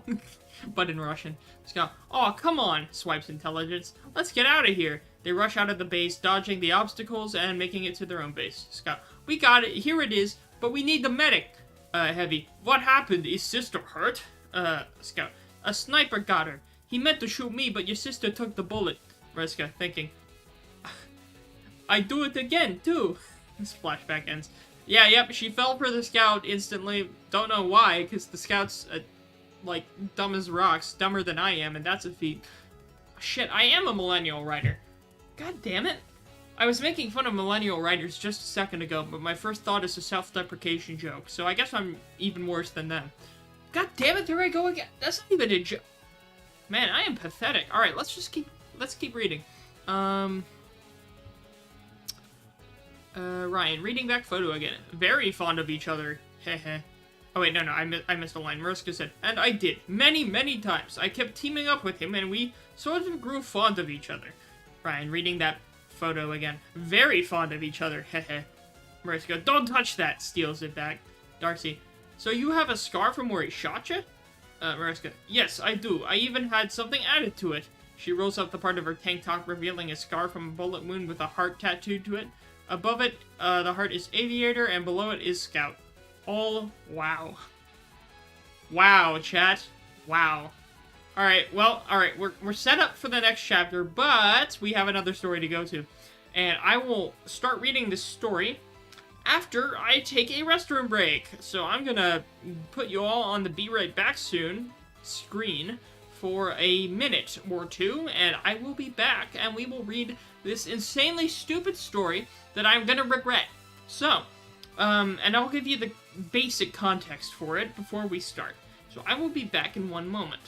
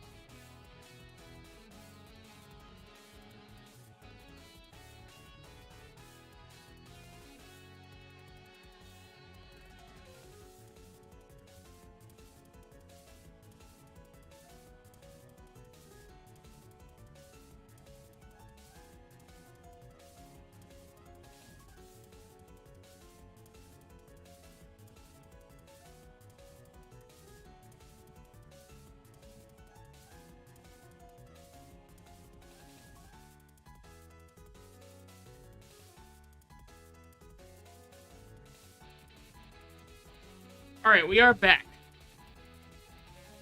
Let me check up on chat before we keep going here. Let's see. Genuinely cannot believe that you will read the Sonic chapter out loud. Well, I said I would, and I'm not going back on that. Now look, I said you didn't have to donate, but if you want to donate to make my stress a little less for the next day, you may as well want to. See, I'm starting to unconsciously adopt the Bostonian accent even though I don't need to. Is this Melty Blood music? No, this is from Toho, which is most of the music in this playlist. This is, Okina's, Okina, what's her last name? I can't speak. Okina Yatara's first theme from Hidden Star in 4 Seasons. I forgot which Toho game that is, but it's a bullet hell game. Anyways, let's go ahead and get this out of the way. So, for those of you who haven't seen the stream yesterday, we found this in the Just Uploaded category. This is the best written of any of the fanfictions I have written in this mini-series. However, this person writes flaming erotica, and I just found that out last chapter. I'm going to show you the end of last chapter. This is the end of last chapter. I read that yesterday after a $1 donation. A $1 donation, keep in mind. That's how low my standards are. I read that out loud. So, yeah, I read that. And now we have a 3rd chapter. I have no clue what's in it. I haven't read any of it. And it's about Sonic, who works at a hot dog stand while having no money and being as broke as I am, while working at a Nathan's hot dog stand in the mall. And he decided to go get an Auntie Anne's pretzel, and then go be a pervert. And then after that, he went to go do something. After going to a Hot Topic. At the Hot Topic, he met Purple Guy from Five Nights at Freddy's, who was working at the Hot Topic. And he, let's just say, I don't need to say anything else. You can see from the text on the screen what happened afterwards. So, yeah, we're gonna go to Chapter 3 now. And I'm gonna regret my life choices. I hope I will probably, well, not probably. If I have any common sense, I will private this stream afterwards. But we'll see about that. I still have a little bit of wine left. And God, I am going to need it. God, save my soul.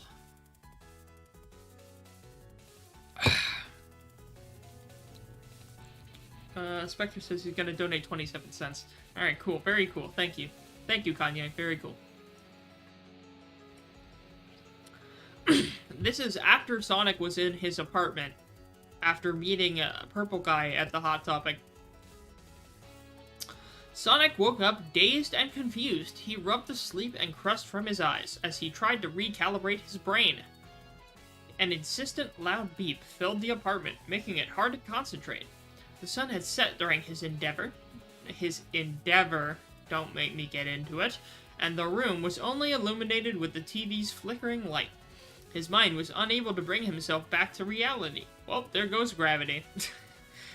Sorry, and could only focus on the funky sound of cowbells and sensual music. Finally, he honed in on the TV, and there he was, George Lopez, being as funny as ever. Sonic wished he could be as funny as him one day.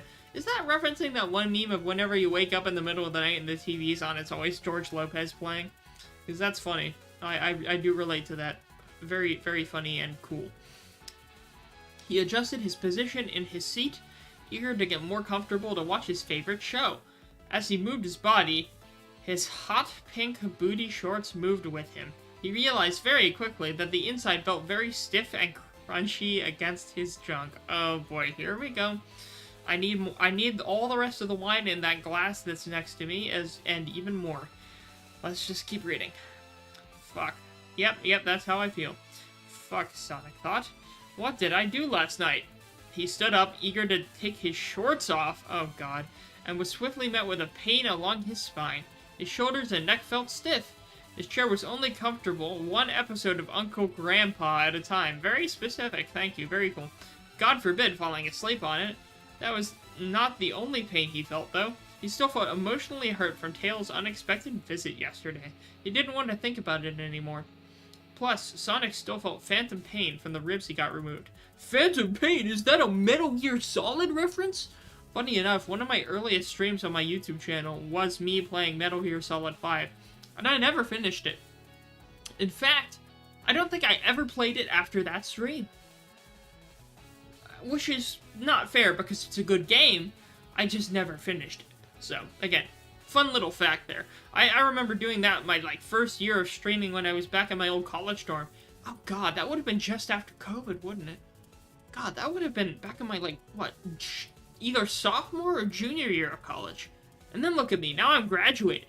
Because if you go back then, if you went back then when I was streaming that far in the past, I don't have my hair, I don't have my facial hair. It's me with my old haircut of me completely blank-faced, baby-faced, right after I got out of high school. Because it was only after high school where I didn't stop getting it was only after high school when I stopped getting full haircuts and just trims. So, that was a long time ago. I'm a lot happier since then. But anyways, let me check chat. Kool-Aid, why is Sonic in booty shorts and why are they sticky? Again, look at the end of last stream and you will find out. I showed the preview of what it looked like there. I showed you what it looked like and you didn't listen. Also, did you not get the rib joke? No. Look at Marilyn Manson. I know what the Marilyn Manson joke is. Where did he mention ribs? Where did he mention ribs? I can't control F, sadly, since this isn't text I can highlight for some reason. I can't highlight this text. It's one giant picture.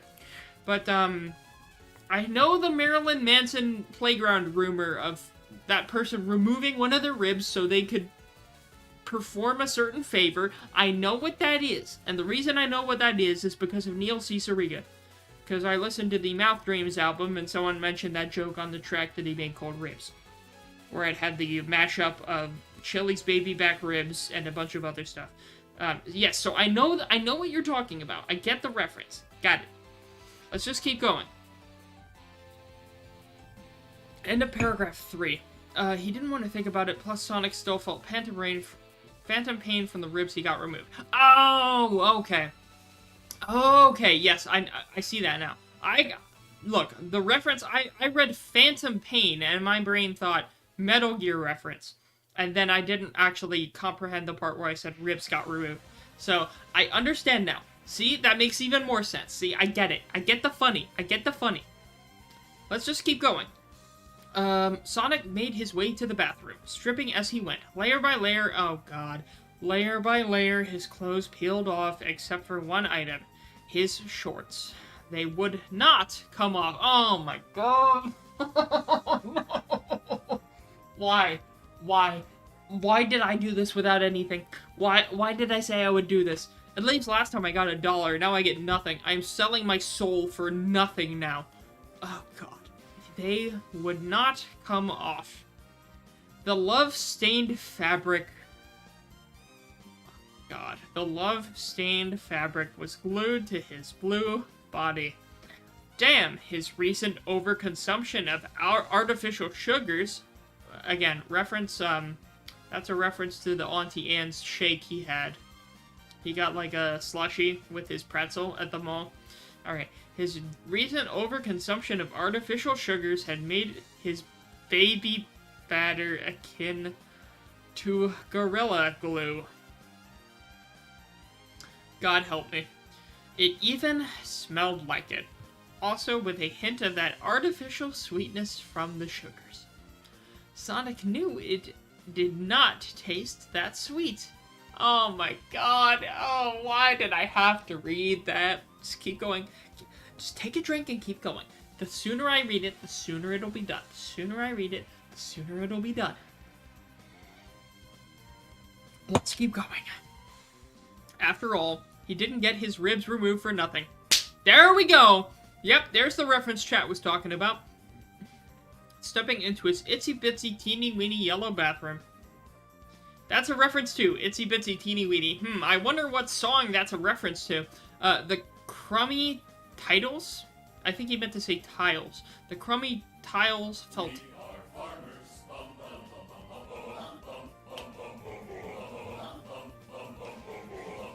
Thank you, whoever donated $1 under the name Sonic's Shorts with the caption of the non-italicized version of the N-word. Very cool. Thank you. You've made everything so much better. Thank you. You've made my dignity slightly less in the negative. Thank you. Let's keep reading, shall we? Kool-Aid says, I really hope the author is writing this as a satire. I think they are. No. Correction. I hope they are. I hope it's written as a satire. Because I really enjoyed reading the first chapter. The first chapter of the story didn't have any of the sexual stuff. And it was really funny. Because it was about Sonic working at the mall and experiencing stuff at the mall. And it was really damn funny. And then we got to the second chapter. And the end of it. And then we got to the third chapter. And here we are.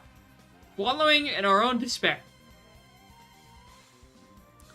So, now that someone has been kind enough to keep, for lack of a better word, edging me with a donation, I have no choice but to soldier on. So I hope you, as chat, will join me on this misadventure into the depths of Tartarus itself. Where were we?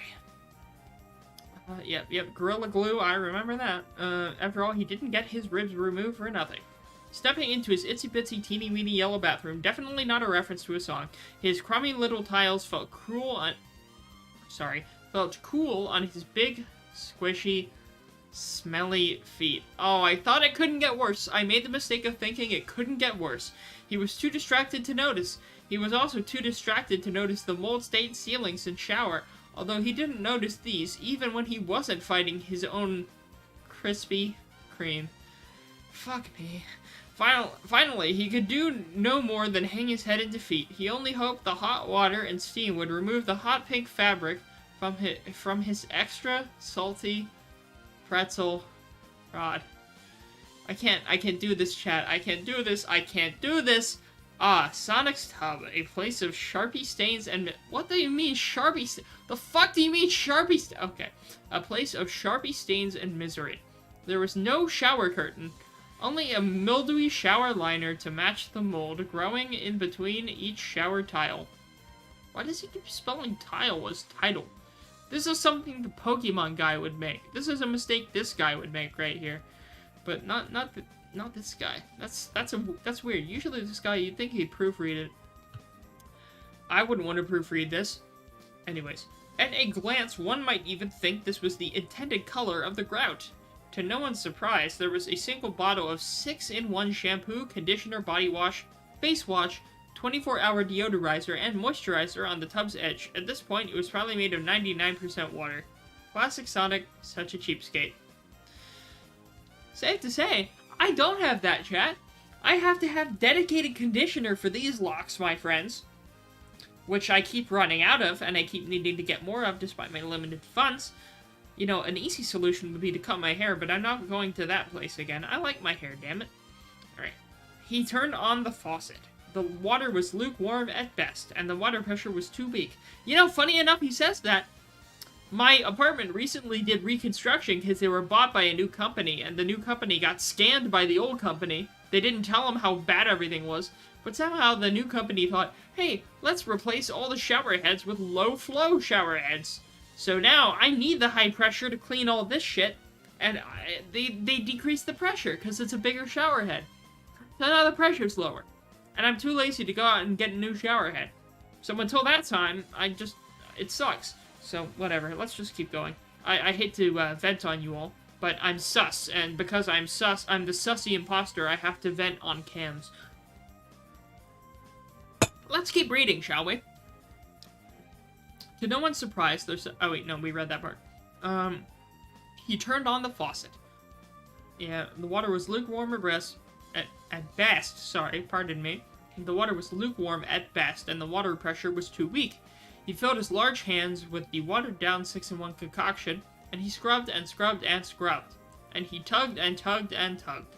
Still, the shorts would not come off. Sonic stood under the water, looking and feeling like a wet chihuahua. But blue instead of whatever colors chihuahuas were. You know, I had 2 chihuahuas once. Well, I still have one of them. The first chihuahua, which sadly passed away a few years ago, was a mix between a chihuahua and a German shepherd, believe it or not. At least that's what she looked like. She looked like, you know, the brown and black of a German shepherd, but on a chihuahua, or like a slightly heightened chihuahua, and her legs were even more stiff. She was a really nice dog. She was really kind and calm. She's no longer with us. We still have a dog, though, named Buttercup, who is also a chihuahua, but she is a, she used to be a menace, and now she's too old to be a menace, but she still thinks she's a menace. And that leads to a lot of things that get her almost hurt. We need to constantly watch her so she doesn't get herself hurt. She's past her prime, but whatever. My dogs were nice. I love my dogs. They were good. Good pets. Anyways, let's see. Looking and feeling like a wet chihuahua, but blue instead of whatever colors chihuahuas were. What would he... Oh, sorry. Would he be like this forever? Perpetually stuck in the nicest pair of booty shorts the world has to offer. How was, he supposed to be... Oh my god, I don't want to read that. How was he supposed to be deflowered, change his clothes? Was he just supposed to wear these shorts under everything? Or incorporate it into his outfits? How was he supposed to do his laundry? Wait, never mind. He didn't do his laundry before. Yeah, yep, again, last chapter he said he just had piles of dirty laundry in his room. Oh, fuck! Fuck, fuck, fuck! One moment. Fuck.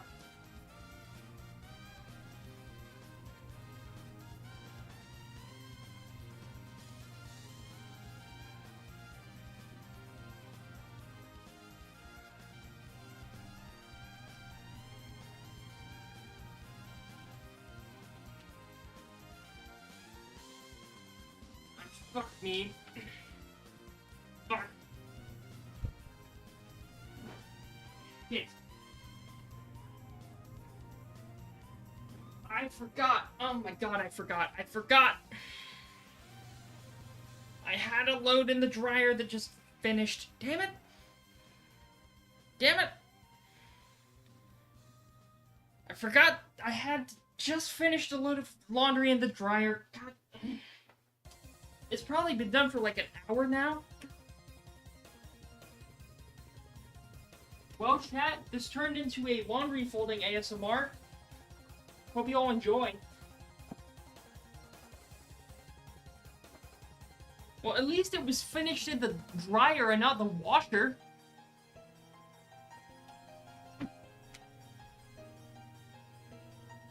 Also, chat, take a look at this. This is my favorite shirt.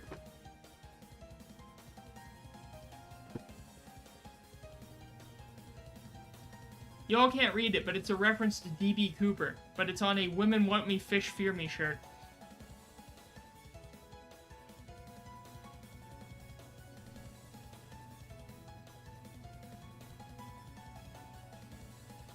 One moment. I won't fully fold them, I'll just partially fold them.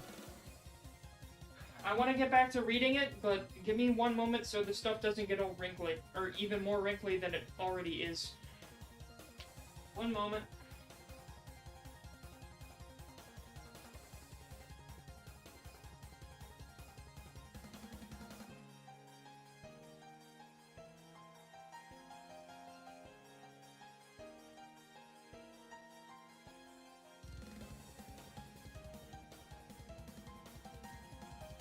Almost done.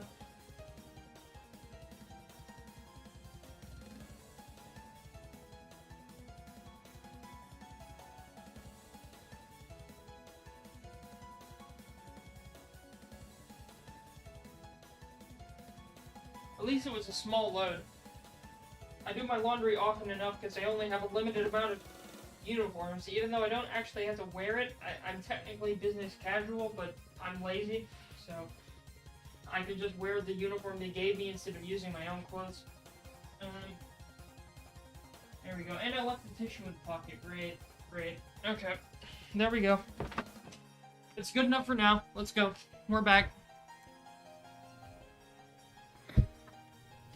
Okay. Yeah, let me skip this song. This one ain't the best. Let me check chat. Now the Among Us reference, Buttercup sounds dumb. Yeah, well, screw you. You sound dumb, too. Dino says, hey, you there? Blood forgot the stove was on. Oh, forgot his laundry. Yep, yeah, I forgot my laundry. Watched a couple streams. I remember you, Dino. I remember. Lovely clothes folding ASMR. Yep. Okay. We're back. So, where was I? Oh, yeah, he was trying to get his booty shorts off in the shower. Oh, God. Here we go again. Where's my... Oh, I'm almost out of wine, chat. I'm almost out of wine. I'm out of wine, chat. Now all I have is water. And Jesus, please help me. Turn this water into wine. Alright, let's see.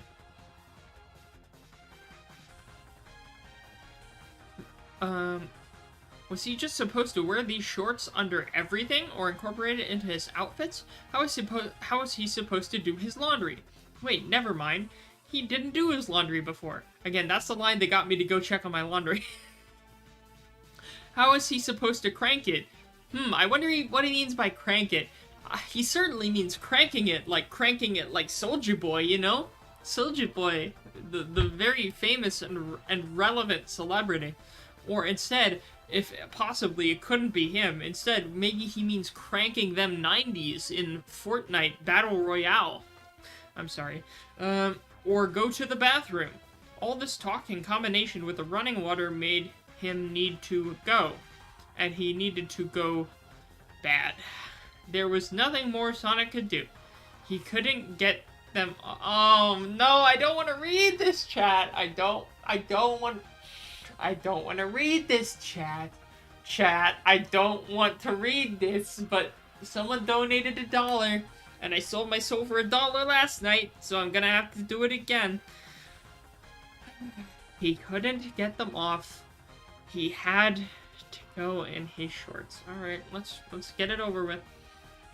The sooner I read it, the sooner I get it done with. Disgusted with himself, Sonic let his bladder loosen. Warm urine exited his urethra. His eureka! Oh, God. And with nowhere else to go, it soaked up the front of his shorts. To his surprise, he then began to see a stream of dark yellow-orange color arc through the shower. Why am I reading this? Why did you all force me to read this, chat? I'm blaming you all. Why did you all force me to do this, chat? I don't want to do this. I don't want to do this. I really don't want to do this.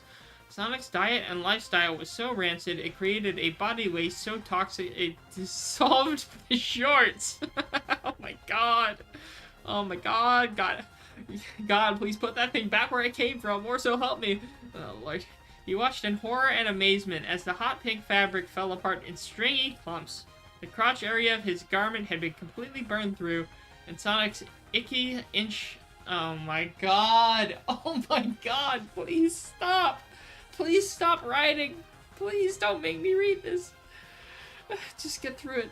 Sonic's icky inch-long dangled sadly from the hole. Suddenly free from its prison, the shower's poor water pressure felt like soft kisses on his blue skin. The tub did not drain. It was too clogged with his blue hair. The fibrous mess collected with Sonic's urine surrounded the drain, mixing to a pinkish color. It reminded him of the color of lipstick or blush. Rouge, if you will. Rouge, he had completely forgotten about that he was supposed to see her today. Good thing he checked his email last night, or he would never have known at all. In Sonic's rush to get out of the tub, is that a Sonic Rush reference? Never played it. He lost his balance, putting a hand on the wall, that dirty grout. He managed to compose himself. Sonic 1, Bathtub 0, for now. He ran out of his bathroom, still soaking wet. His footprints trailed behind him, leaving a clear path to his bedroom. He got dressed hastily with his signature outfit, just white socks and red sneakers, and sprayed himself down with his Poppy Bath and Body Works body spray. Pausing for a moment to look at himself in his dusty, full-length mirror, Sonic thought he looked mighty dapper today. I used to have a full-length mirror before I cracked it, and I don't have it anymore. Rouge, typically a cream or powder used to cover a... I can't read. I'm too drunk. Used to color a woman's cheeks or lips. But there was nothing red about this rouge. Blue eyeshadow can be considered a staple in every woman's vanity, and she wore just that. Bright blue powder highlighted her eyes, although quite honestly it clashed and did nothing to bring out her emerald orbs. Never trust an author who says orbs instead of eyes, chat. Never trust those authors. Those authors have nothing good behind their intentions. White calf-high boots brought attention to her long legs, and the black leather pants hugged her curves in all the right places. But it was the pink heart on her chest that truly stole the show. Yeah, well, I thought the past chapters insinuated that Sonic had other preferences, but I'm not gonna think.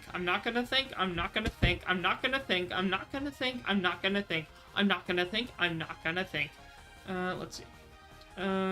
Kool-Aid says, you have to read it, you need to. Spectre says, someone donated a singletary dollary-do. Yeah, don't remind me of what I sold my soul for. Kool-Aid said, I need to get whoever did a dozen roses. Oh, God. Whoever did that, a dozen roses. Oh, even worse. Spectre says, oh, you. No, bloody hell, man. What? I despise this author for adding the O word. The O word? Oh, yep, orbs, yep. Alright, let's see. Again, am I wrong?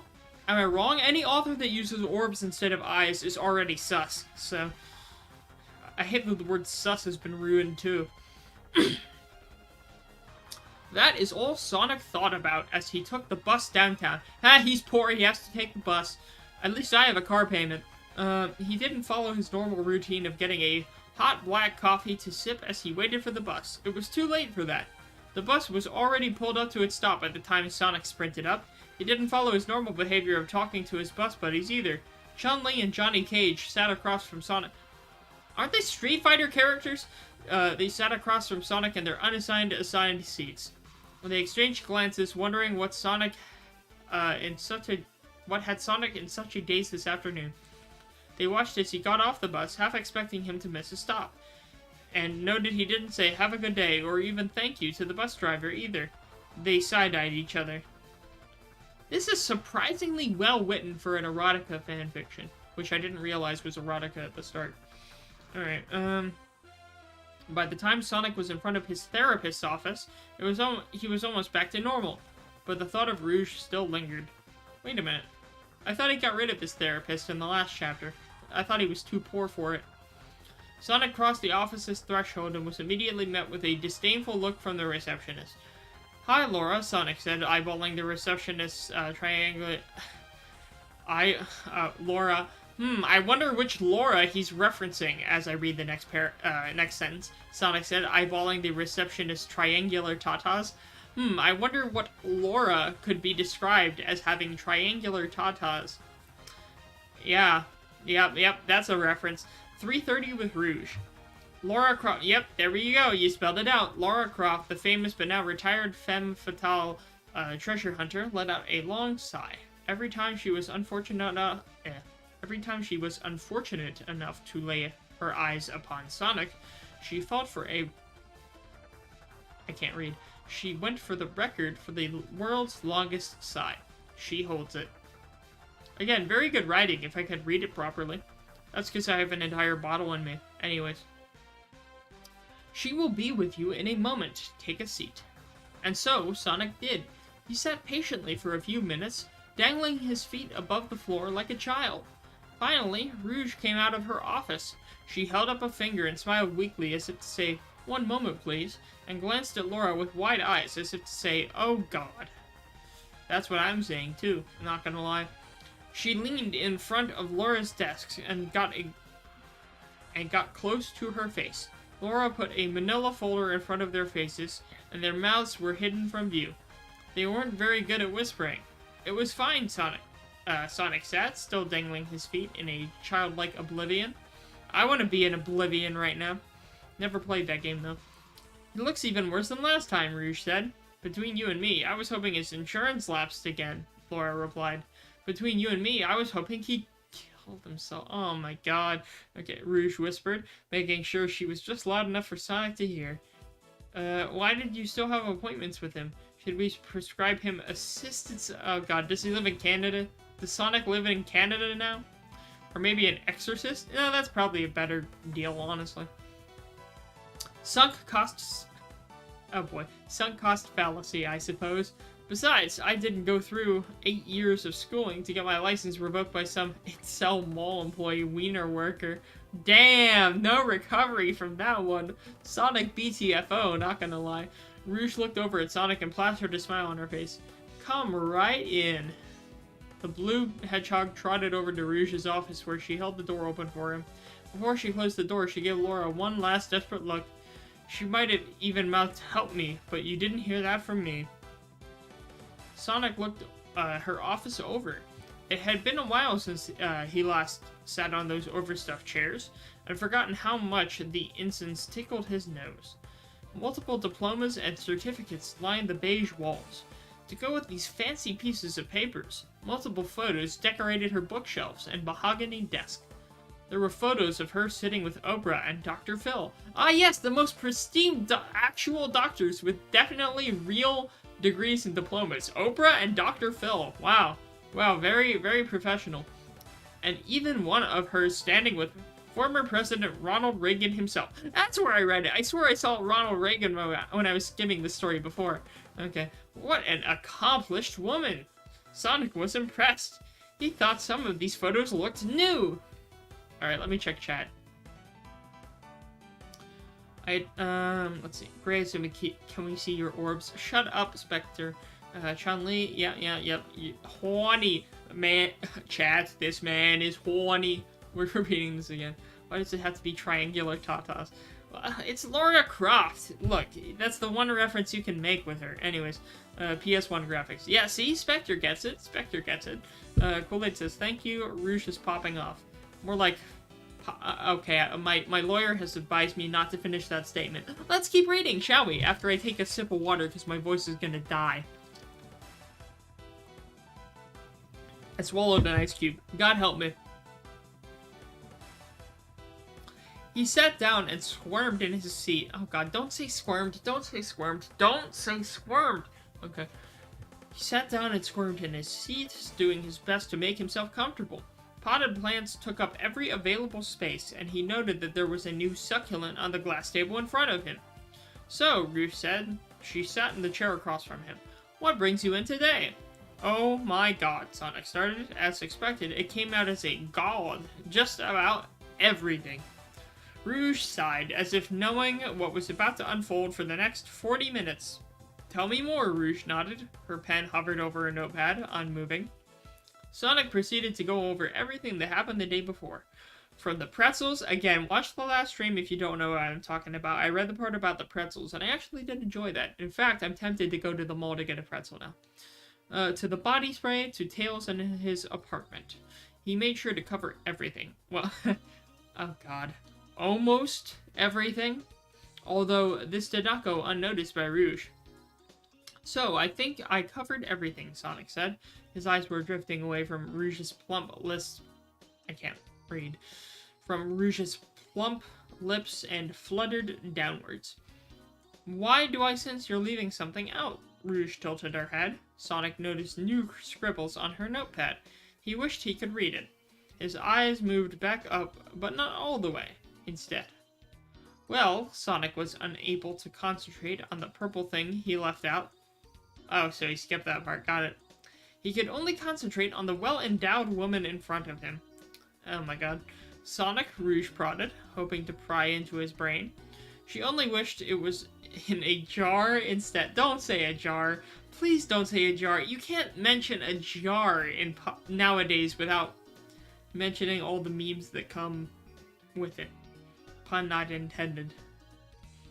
It would be easier to poke and prod at. In the jar. Great.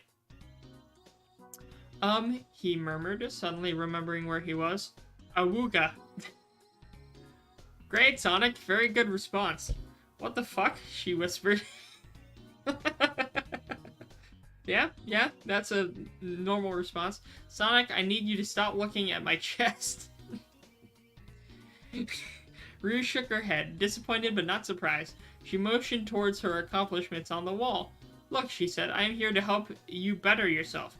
You staring at my chest is not part of that. You talk to me like a normal person, or I can refer you to a male therapist. Got that? A male therapist who hasn't met Oprah or former President Ronnie Reagan? No, that just wouldn't do. I have a crush on a man, Sonic blurted. There you go. Oh, Lord. Rouge closed her notepad, folding her hands over it. Finally, they were getting somewhere. Uh-huh, she nodded. And why do you think that? A lump formed in Sonic's throat. He tried to swallow it down to no avail. How could he explain? He didn't even know how to explain it to himself. I met this guy, he started, methodically forming each word. His name is Purple Guy. I think he's really cool. He works at Hot Topic. Need I say more? The one in the same mall I work. And he is just so, I don't know, charming, mysterious. I can't stop thinking about him. He has a really cool taste in music, he means, and pins and whatever. Just a cool dude. A cool, toned down dude, you know? I have never felt that way about another man's pixels before. Oh, Lord help me.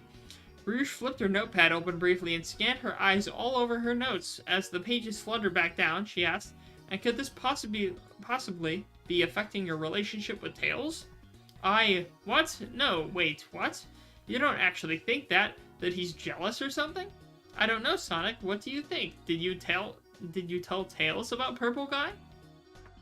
No, I don't think so. I don't know what I don't know what I think.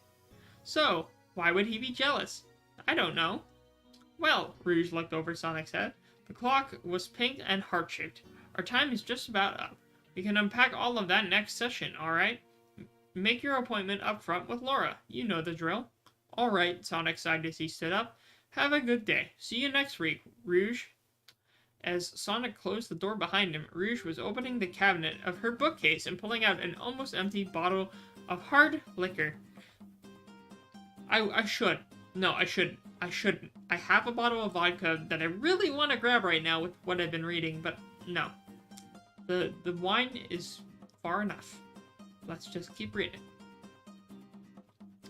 She was considering adding the cost to Sonic's bill. That's funny. Eyeing Sonic, Laura sighed. We're good for the same time next week? Laura asked. Please say no. Sonic chuckled. It was one of those half-laughs people do when they have no idea what someone just said. You know the one. He was too busy looking at Laura's angular areola. Oh, he misspelled that. Areola Alps. Oh my god, shut up. I needed a drink of water since I ran out of my wine. To pay attention to anything coming out of the poorly rendered mouth. Wow, great. Thanks for the PS1 graphics. Same time next week it is. She sighed again for longer this time. This was not her first rodeo, where she played the role of the bull and Sonic the Clown. I don't think you know what a full rodeo is. Have a nice day, Sonic. Please kill yourself. Oh my god. Please keep yourself safe. She didn't look up from her Windows 98 computer. Her polygonal fingers made a satisfying click-clack on the thick keyboard as she input Sonic's next appointment. His last name was just last name, pervert, first name, blue. Thank you, Laura, Sonic finally said, swallowing the thick phlegm that had accumulated in his throat. Oh my god. At least that is what he thought, he said. What really came out of his mouth was awooga, awooga.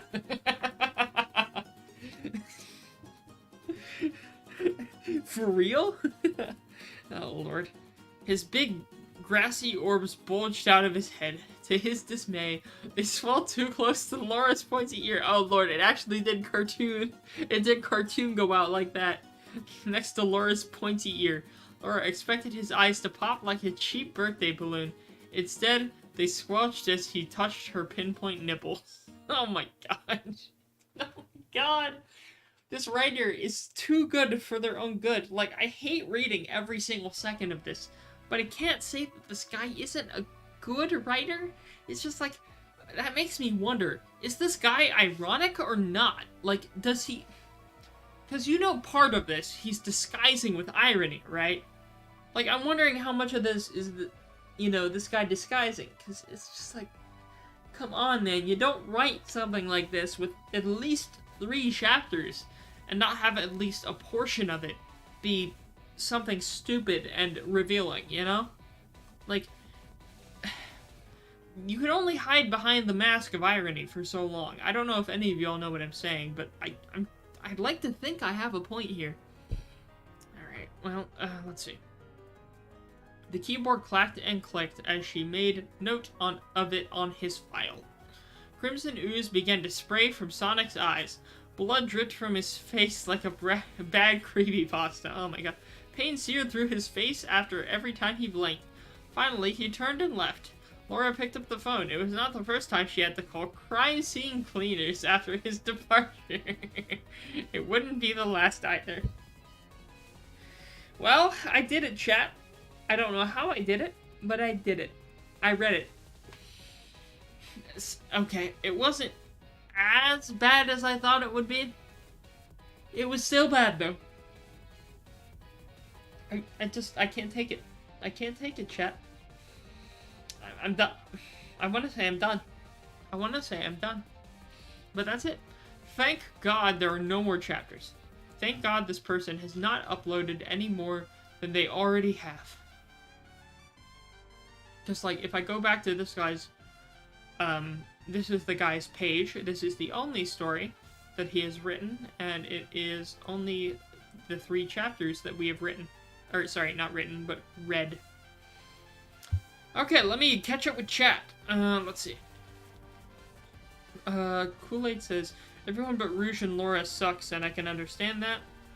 Spectre says, useless twisting of our new technology. Great virtual insanity reference there, my friend. Ba-da-dum, ba-da-dum, ba-da-dum, ba-da-da. I'm sorry.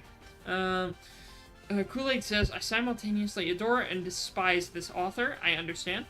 Good job, Gray. Yeah, we finally did it. Oh my god. We did it, guys. We reached 250,000 subscribers, and by 250,000, I mean 250,000. We are all so proud of you for suffering for our entertainment. I sold it for $1. Remember, chat, I sold my soul for $1. That $2 was worth it. Ah, so it was $2 collectively. I sold my soul for a collective $2. That makes it so much better. So much. Thank God this guy did not upload anything else. And again, if I look at his favorites, one of them is Sonic Dies in Prison.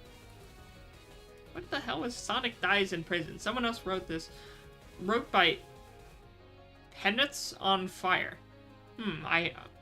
Quite the name you got there. What is this picture? Yep, yeah, it's Sonic in Prison. Yeah, that is Sonic in Prison, definitely. Oh, Lord. Do I want to read this? This is written in 2017. This is Sonic Dies in Prison. It was an inspiration for the last guy. Kool-Aid says, Spectre, I am in love with you. Thank you dearly. Oh boy, we have romance blossoming in the chat. While you two confess your feelings for each other, I'm going to take another break for half a minute. I will be right back. Decide if y'all want me to read Sonic Dies in Prison or not. I will be right back.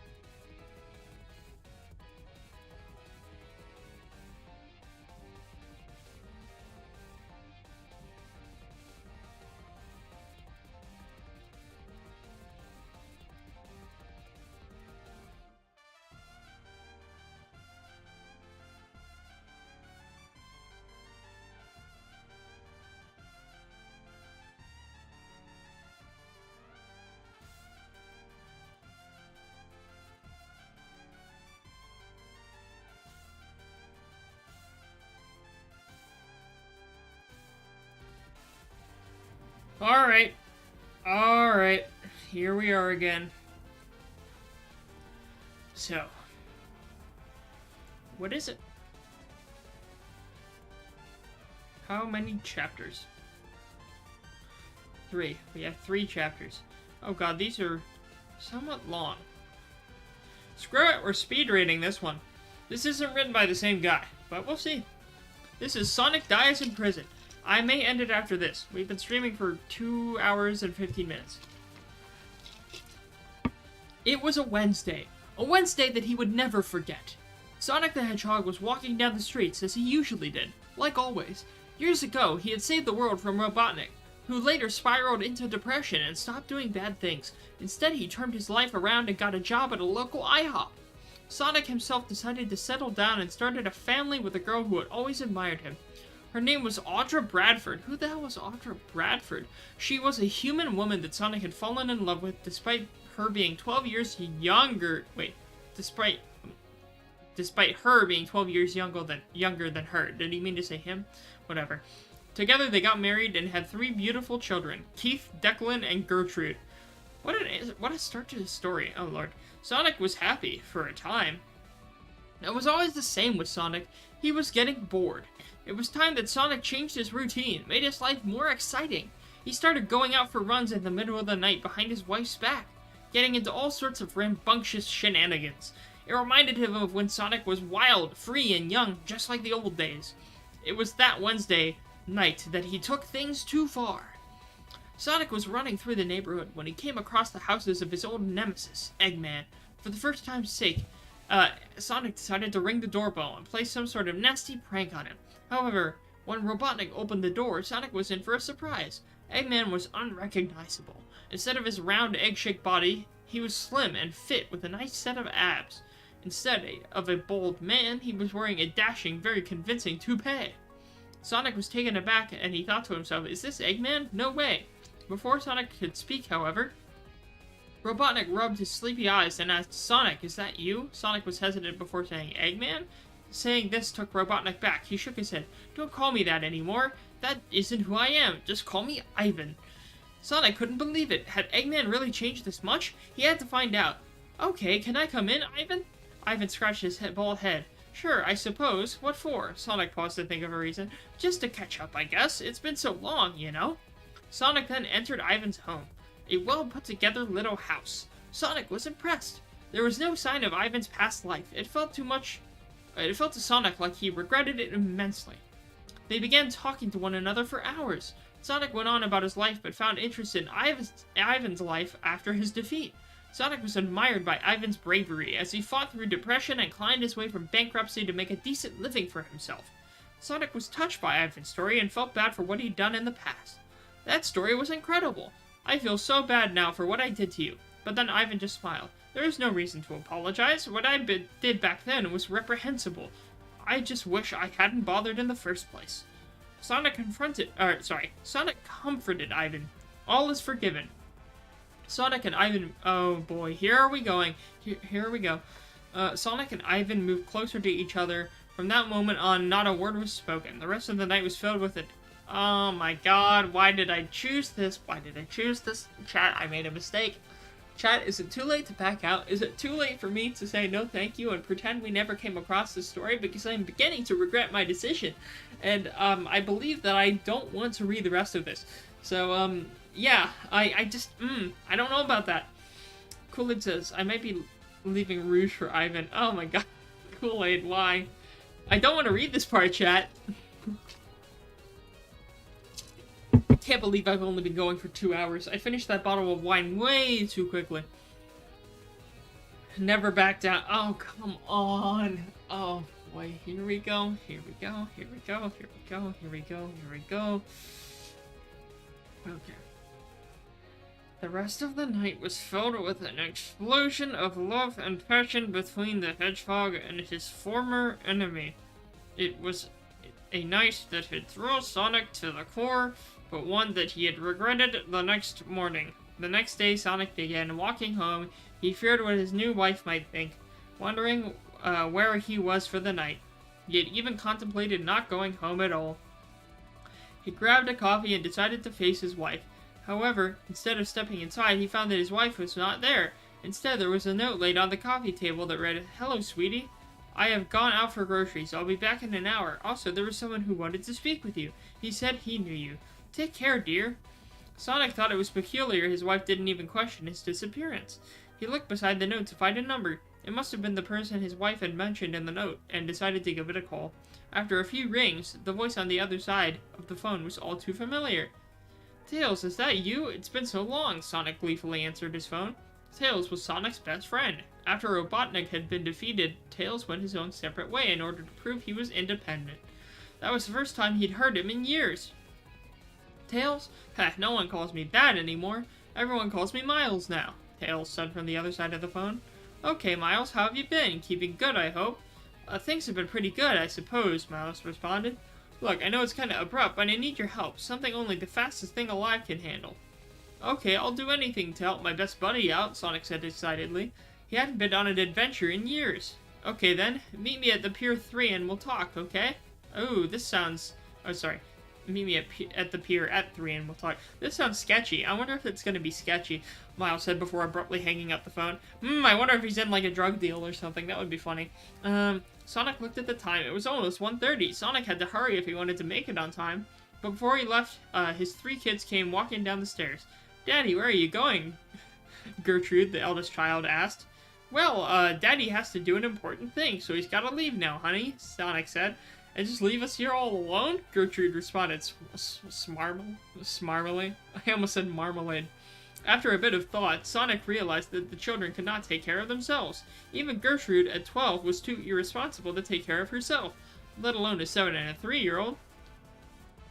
Oh boy. "Okay, you can come along then," Sonic said. Tails was his best friend. What could possibly go wrong? Oh boy. Wasn't Sonic to murder Tails wanted Sonic to murder someone? Yeah, no, I swear it's something sketchy. Sonic wants him to... Alright, Tails wants him to do something sketchy, I swear. So Sonic loaded his kids into his van and headed off to the pier to meet up with Miles. Upon reaching the pier, Sonic told his kids to wait in the cars. He got out and reached the head of the tables Miles was sitting at. "Hiya, old buddy. How's it been?" Sonic said to his old friend. Miles smiled. "Pretty good. Glad you could make it." "So, what did you want me for anyways?" Sonic questioned. "So here's the thing, Sonic. After going on my own, I decided to become an engineer. Of course, nowadays all the money is in weapon stealing." Oh boy. "So naturally, I began to produce and distribute weapons illegally across the border." There we go, Miles explained. Sonic was shocked to hear this. "Isn't that dangerous?" Sonic said, and Miles nodded. Miles got out of the chair, revealing that one of his 2 tails had been blown off at some point. "Oh lord. I don't know if I want to do this, Miles. It seems pretty dangerous," Sonic said nervously. It was then that Miles got close to Sonic. "Look, Sonic, I hooked the biggest deal of my lifetime. Only with someone as fast as you can help me get these weapons across the border." Yep, knew it. We called it, chat. We called it. "Look, I can pay you a good sum of money if you agree to do this one job. Never have to speak to me again." Sonic thought to himself and weighed the options. It was dangerous, but the money could help his family out as they were going through some tough times at the moment. After thinking long and hard, he agreed to help Miles out. "Great, I knew I could count on you. Let me load up in your van and head down to the border," Miles said as they loaded into Sonic's van with his kids and headed down to the border. Oh boy. This is some Breaking Bad shit. After driving for... Wouldn't he just run it across? Oh my god. After driving for 8 hours, Sonic, his kids, and Miles all made it down to the border and began preparing to smuggle their weapons. "Okay, here's the plan. I'll hand you the weapons, and you'll dash across the border before anyone notices you. It's a foolproof plan," Miles said, and Sonic nodded, agreeing with him. Before they could load up, a cop noticed them with the weapons, and before they knew it, a whole battalion of cops began to approach Sonic and Miles. Wow, great way to blow it, guys. Miles threw Sonic a weapon, shouting, "Defend yourself! Don't let them get you!" Sonic was frightened. That's a great music change. Let's turn the music up here. That's a perfect music change. Here we go. "Don't let them get you." Sonic was frightened. He had never used a gun before. That was Shadow's thing. Regardless, he began to fire at the police. A shootout began as helicopters and more police began to show up. Sonic's children began to cry, and Sonic began to worry for their lives. He leaned over to Miles. I think we should just turn ourselves in. I don't want to die. But Miles didn't care and responded, I don't want to go to prison. Not again, before firing at the cops again. Sonic tried to move forward to comfort his crying children. He had no idea what he was getting them into, and regretted taking them. But before Sonic could see his children, he noticed a cop with a rocket launcher aiming at him, and it leapt out of the way. The car blew up in a fire explosion. Sonic barely clung on for life as he witnessed the smoldering wreck of a van before his own eyes. Miles was also on the ground, weakened from the explosion as the cops began to surround him. Miles took out a gun out of desperation and shot himself. Oh no! Sonic let the cops take him away as he passed out. Sonic woke up in a cell, lonely, cold. He had been deemed guilty and sentenced for life while he was unconscious. I don't think that's how sentencing works. Sonic couldn't believe how he had gotten here, how bad things had been spiraled. He had learned that his wife had... Oh no! He learned his wife had gotten herself. After hearing what had happened, Sonic became depressed, day after day living in constant misery. He couldn't take this anymore. Sonic had to smuggle himself a rope and intended on game-ending himself that night. As he got on the chair, he heard steps come closer around the corner and saw a familiar friend looking at him. Sonic got onto his knees in front of his last beacon of hope. Ivan, please help me get out of here. But Ivan just laughed before saying, I finally got you, you wretched hedgehog. Oh, damn! Sonic was shocked and saddened at the same time. The only words he could choke out was, why? Robotnik began to explain. After you defeated me for the 1000th time, I realized I could get more cunning if I was going to stop you, so I pretended to retire and reform myself. Everything that happened was under my watch. I set up the deal with Miles and supplied him with weapons. I tipped the cops off you were coming. I even got my robot minions to kidnap your wife so that you would take the kids with you. Robotnik began to laugh maniacally. Oh god. Hearing this, Sonic was emotionally destroyed. He had been betrayed by the man he thought he had made friends with. The man he thought he loved. Oh my god. Sonic then went up against the bars. Please, just put me out of my misery. I can't take it anymore. Sonic was now in tears. Robotnik decided to fulfill Sonic's wish and got out his knife, brutally stabbing Sonic in his chest. Sonic fell to the ground, lifeless, as Robotnik quietly walked out of the prison undetected. Robotnik then laughed to himself. His well-laid-out plan, the one it had meticulously planned for years, had ended up as a success. Finally, Robotnik had won, and that wretched hedgehog was gone from his life, and he was free to conquer the world. As soon as I say that, the pizza time thing happens. Okay, cool.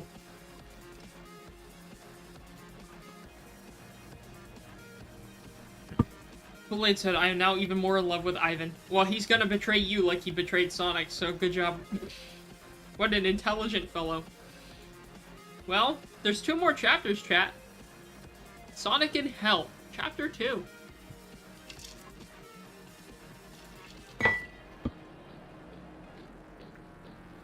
Sonic opened his tired and crusty eyes. Looking around, he saw nothing but a hellish landscape filled with fire and demons. To any normal person, this would be a horrible and shocking sight, but to Sonic, it was a Wednesday like any other. Sonic spent 10 years running across hell, as he usually did, like always. He found it ironic that he once begged for the freedom to run wherever he pleased, but now he is forced to run just to keep his sanity. With each step, he moved further away from one torturous horror, one step closer to another. After a decade of enduring such a horrible life, Sonic had enough. Wait a minute, I'm Sonic the Hedgehog, a hero to children and sad adults. Yeah, that's funny. I don't deserve this, Sonic said pointedly. While technically not wrong, getting out of hell is a lot harder than it sounds, but Sonic had an idea. Like any Midwestern parent with 3 children, Sonic did what it was natural to him and decided to complain to the manager... decided to complain to the manager of hell itself, Satan. Sonic and Satan had a history together. Oh boy. It should come to no surprise since Satan is on record as a giant Sonic fan. However, this wasn't important as the two shared a more... Oh my god. What the? Oh my god. Why do I have to read this? They shared a more intimate relationship. Sonic wasn't really sure what attracted him to Satan all those years ago, but thinking back on his past relationships, especially his fling with the traitorous Robotnik, Sonic figured he had a thing for bad boys. Oh my god. But just because Sonic and Satan were a thing in the past doesn't mean Sonic's goal would be easier to achieve. You see, the two went through a messy breakup some time ago, leaving Satan emotionally devastated and Sonic on the run from that moment on. Sonic knew he would have to be extra persuasive to get Satan to do what he wanted. Sonic has the Riz. Oh my god. Oh lord. Sonic walked up to the gates of Satan's manor with an immense swagger, although his intention didn't land as well as he would have hoped, considering he looked more like your divorced uncle rather than a suave and charming young man in his youth. He knocked on the door. Satan peeked out from his window and scowled at the sight of the blue hedgehog gazing back at him with desperate eyes. "What makes you think you can just stroll back here and beg for forgiveness, you stinky head?" says Satan. "Don't you remember how you broke my heart?" Satan whimpered at Sonic from his balcony. "This isn't about that, Satan. I came here to make a deal with you, and I think it will be beneficial for the both of us," Sonic replied. Satan thought for a short while at Sonic's proposition. What exactly was Sonic scheming? And what could he possibly have that Satan would want? Needless to say, he was a bit skeptical. But still, Sonic was a man that meant a lot to him, so Satan relented. "You better be onto something, Mr. Hedgehog. I'm not going to tolerate you toying with me again," Satan said, opening the gates to his fantastical and horrible estate. See, well, he didn't do it yet, Kool-Aid. You gotta wait for that part. Let's see. Sonic walked through the gates and into the Garden of Damned Souls. Sonic felt nostalgic for the times he and Satan spent there viewing the rotting corpses and bodies screaming for mercy from the balcony. Sonic couldn't help but wonder where the years had gone. How romantic. "Hurry along, Speedy Pants. You're lucky I like making deals, or else I wouldn't think of letting you back," Satan said impatiently. "What can I say? I know you well," Sonic said. "Just some of his signature tood." My throat's getting sore. I'm gonna have to end the stream soon. Satan looked away quickly, feeling pain just looking at the hedgehog, and maybe something else. It was true that Sonic knew all about him. In fact, it made Satan a bit shy just thinking about how vulnerable he was when he laid in Sonic's arms. He tried not to stir fond memories, and kept his facade of hatred towards the blue hedgehog. Nevertheless, Sonic could see through the cracks. "Stop looking at me like that. Are you trying to get punched?" Satan said, becoming more defensive. "Whatever you say," Sonic said with a wink. The two sat down on a satin couch together over a plate full of cookies and tea. As the two became more accustomed to sitting together after being apart for so long, Satan further probed into Sonic's proposition. "So, about the deal you have in mind, what's on the table here?" Satan said, unconvinced that he would give Sonic what he desired. "I've been thinking about it a lot, and this horrible game needs to stop. So I've come up with a plan that would please me and make it so where you'd never have to see me again," Sonic said. Satan took a sip of his tea and nodded for Sonic to continue. Long have I wandered through hell unavenged. That horrible Robotnik betrayed me in my hour of weakness and sent me here all those years ago. But if you send me back to Earth, I can get my revenge on Robotnik and redeem myself so we'll never have to meet again," Sonic said, and Satan grimaced. "Escaping hell is no light matter, Sonic. Just because you want to get revenge doesn't mean I'll let you go just like that. There are plenty of people who want the same thing as you. What makes you so special?" Satan said. "Because we have a special connection, you and me. I know I hurt you bad, and wouldn't you rather part ways peacefully than, fan this flame of hatred?" Sonic said with big baby eyes to win Satan's sympathy. Satan tried hard to keep his composure, but his lingering feelings for the blue hedgehog clouded his judgment. No way! I hate you! What if I want to torture you forever? What then?" Satan protested, lashing out in fear and insecurity and anger. "But you don't. You're angry because you're hurt. But I know deep down you still have feelings for me. I brought something that may remind you of that," Sonic said, pulling something from his shorts. Oh god, not again. It was a grotesque, hellish, bat-like creature that looked like a human Wait, what? It was a grotesque, hellish bat creature with what looked like a human face stitched onto it. Although any normal person would be horrified, Satan knew exactly what it meant. That's, Satan stammered. Don't you remember when I first came here, you took me to the hole of screaming heads? I got so scared when the hellbats flew out, I couldn't help but hide in your arms. That's the moment we fell in love. Oh my god, Sonic reminded Satan. Satan blushed. The memories that they shared together came flooding back to him. He remembered how Sonic felt in his arms, with his blue head nestled against his chest. He felt so warm and complete then. Satan could no longer hide the feelings that remained for the blue hedgehog. Why did it have to be this way, Sonic? When we were together, I felt so whole. I guess we were just two right people at the wrong time, Satan lamented. What do you say? Would you let me back up just this one time? Lucy-chan. Oh my god, I can't take it. I can't take it anymore. Eating a burger with no honey mustard. Eating a burger with no honey mustard. Eating a burger with no honey mustard. Eating a burger with no honey mustard. Let's just keep going. Just this one time, Lucy-chan, Sonic said, puckering his lips with a finger waggle and a wink, just, how Satan used to like it. Satan gasped. Sonic hadn't called him that in years. He almost teared up in front of his ex-lover, but stopped himself short. Fine, I'll let you go, but only if you promise never to break anyone's heart like you broke mine, Satan choked out. Using his magical hell powers, Satan snapped his fingers, and Sonic felt his soul being compelled upwards. He knew that he was returning back to the surface world. After 10 years of bitter pain, he could redeem himself and get revenge for all the injustice he had faced all those years ago. He took one last look down at hell in Satan's face, shedding a single tear at the thought that this may be the last time he saw the man he once loved so desperately. Oh my god, why do I have to read? How long? I don't know if I have it in me for the last chapter. Alright, let's power through.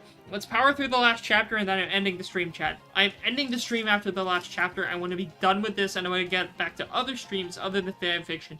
I think we've done enough with this after this chapter. But this is the final stretch, chat. One more chapter and I'm free from this nightmare. Please help me. Help me, chat. I need this. I need to be done with this correction. Sonic could feel himself materializing back into the real world. Becoming conscious once more, he found himself lying like a homeless person in the middle of the street. But as his eyes became readjusted to the world he was taken he was taken from so cruelly all those years ago, he found it was not the same place as he left it. Instead of the safe and peaceful place he fought so hard to preserve, what he saw was a place not too unlike the hellscape he had escaped. Before him lay a dystopia of impossibly tall buildings, oppressively flashy lights, and thick smog which blocked the sky above him. Not a single piece of greenery surrounded him. Instead, he was surrounded by poor and depressed men and women. The sights alone saddened Sonic. He knew that this horrible future he returned to was surely a cause of Robotnik. This strengthened his resolve to destroy that fiendish villain. I'm tired. I gotta end the stream soon. Not only now for his own personal reasons, but for the sake of the whole Earth. But before Sonic could embark on his quest, he felt a kick into his side. Looking up, he saw the woman actively kicking his ribs with detached indifference. Sir, could you please get up? There's plenty of other people who are looking to pass out on the street corner. The line's forming behind you, the woman said, taking a drag of her cigarette. Oh lord. Sonic looked behind him to see a group of similarly downtrodden individuals waiting to take his place as an ugly man passed out face down on the street. But as Sonic pulled himself up, he looked up at the woman and found himself face to face with someone he had never expected to see again. Amy, is that you? It's me, Sonic, Sonic said, now recognizing the pink hedgehog. Sonic, I thought you were dead, Amy responded. Well, I was, but I came back for revenge. It's a long story. Anyways, how have you been? Sonic asked, not remembering the last time he saw Amy in person. Well, the world has certainly changed for the worse since you were last here, Sonic. But on the upside, more sad and desperate people means that prostitution is in higher demand, so that's good for me, Amy said casually. Oh my god. Sonic lamented the sad state of affairs that forced such an innocent woman like Amy to turn to prostitution. He remembered the day it happened, not too long before he married his wife, Audra Bradford. After Sonic gave a particularly brutal rejection to another one of Amy's advancements, something within her mind must have snapped and she turned to a life of depravity. Perhaps it was a desperate need to feel loved by any means necessary, or the 30k she owed in debt after losing a legal battle involving Sonic's 2001 Toyota Camry and a pair of hedge clippers. What the hell? And a pair of hedge clippers. Or maybe she just was born with a sick mind that craved degeneracy. Sonic hadn't a clue where she went wrong. Well, I'm glad to hear that things are well for you at least. Say, do you happen to know where Robotnik is? I'm kinda on a mission to find and probably kill him, Sonic said. Robotnik, eh? I heard he became CEO of Amazon not too long ago after Jeff Bezos retired and the guy who succeeded him died mysteriously soon after, Amy pondered. That fiend, of course Robotnik would take over the largest company in the world to turn it into a dystopian hellscape. Just wait until I get my hands on him, Sonic said, flailing around horribly. Are you sure you can handle it, Sonic? You aren't the only man, you aren't the man you used to be now that you're all middle-aged and mediocre, said Amy. Well, it's true I am a middle-aged man in my 40s and not the sprightly 15-year-old I used to be. I'd have to be some brain-dead commenter to think something that dumb. Oh boy, commenter. I wonder who he's talking about here. I mean, could I have married my 12 years younger than me wife if I was barely a child when we met? Oh my god. I have to admit, that is pretty dumb, said Amy. Anyways, I need to at least try to destroy Robotnik, even if it kills me once again. Where is that monster? Sonic said, firing himself up. Oh yeah, he's in the big tower at the end of the street. It shouldn't be hard to get in and see him, Amy said, pointing to the huge skyscraper right in front of them. Oh yeah, it's juice and jam time. Who the hell says that? It's juice and jam time, Sonic said, referencing his greatest adventure. I don't know that reference. He then boosted off at a reasonable pace since he threw his back out, being teleported back to Earth from hell. Sonic made his way to the huge skyscraper housing the CEO of Amazon, Robotnik. Taking an elevator to the top floor, he reached his final obstacle before facing his old nemesis, Robotnik's secretary. Quick, let me see Robotnik, now, Sonic screamed like a lunatic. Do you have an appointment? Asked the secretary. No, Sonic replied. I'll see if I can squeeze you in for a meeting, the secretary said, penciling something on her desk before picking up the phone. After a short moment, she put the phone back down and spoke to Sonic. I'm sorry, but Robotnik can't see you right now as he's too busy killing himself, the secretary responded. What? There's no way I'm letting that scum kill himself before I kill him, Sonic said, breaking down the door to Robotnik's office. Opening the door, he saw the suave and dastardly handsome Robotnik standing on his desk proudly with a knife held to his chest. Sonic yelped at the sight, tackling him to the ground before knocking the knife out of his hand. Sonic, what are you doing here? I thought you were dead, Robotnik said, mouth agape in surprise. You know, what I can't say. I die hard.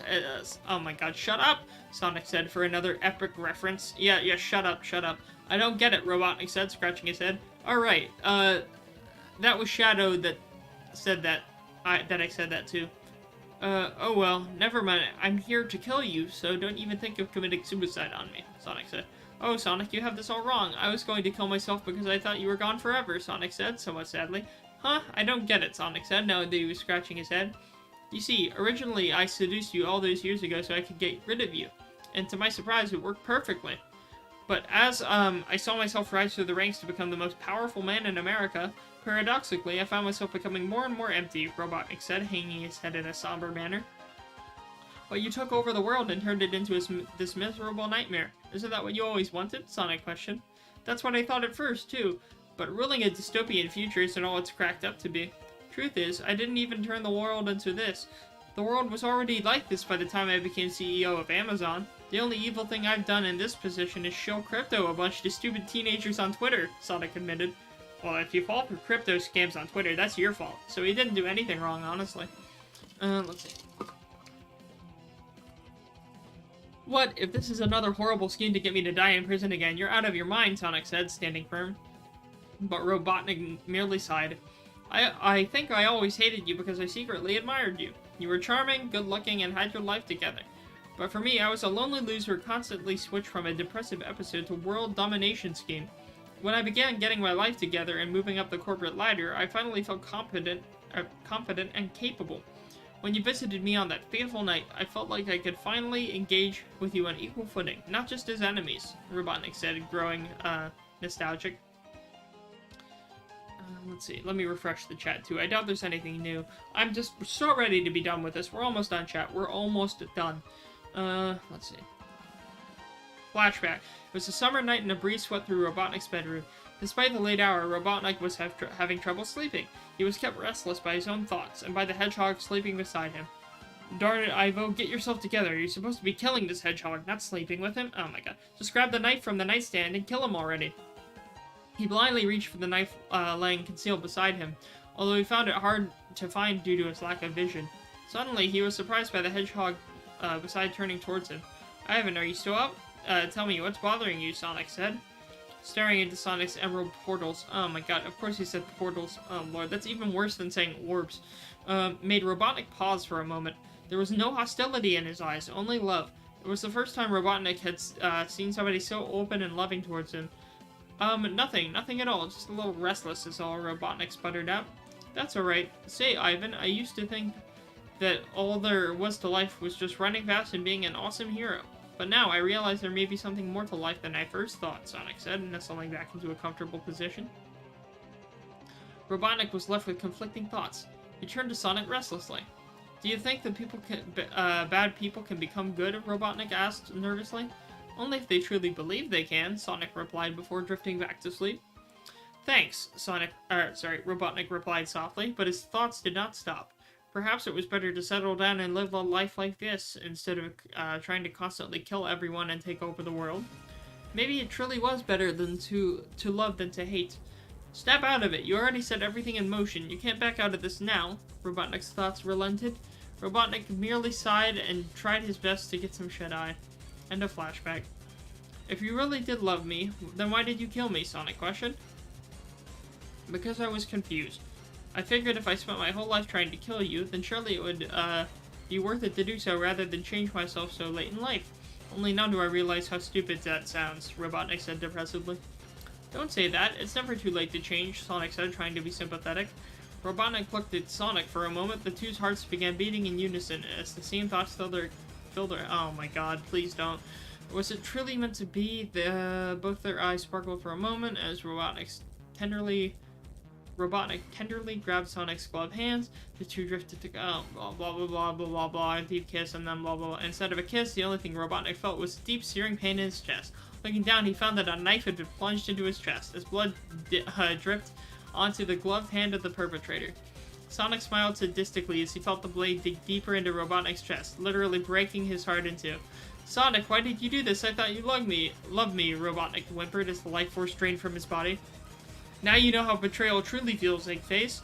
How could I love a man who betrayed and killed me, my friends, and my family? Are you really that delusional? Sonic said, further twisting the knife into his body.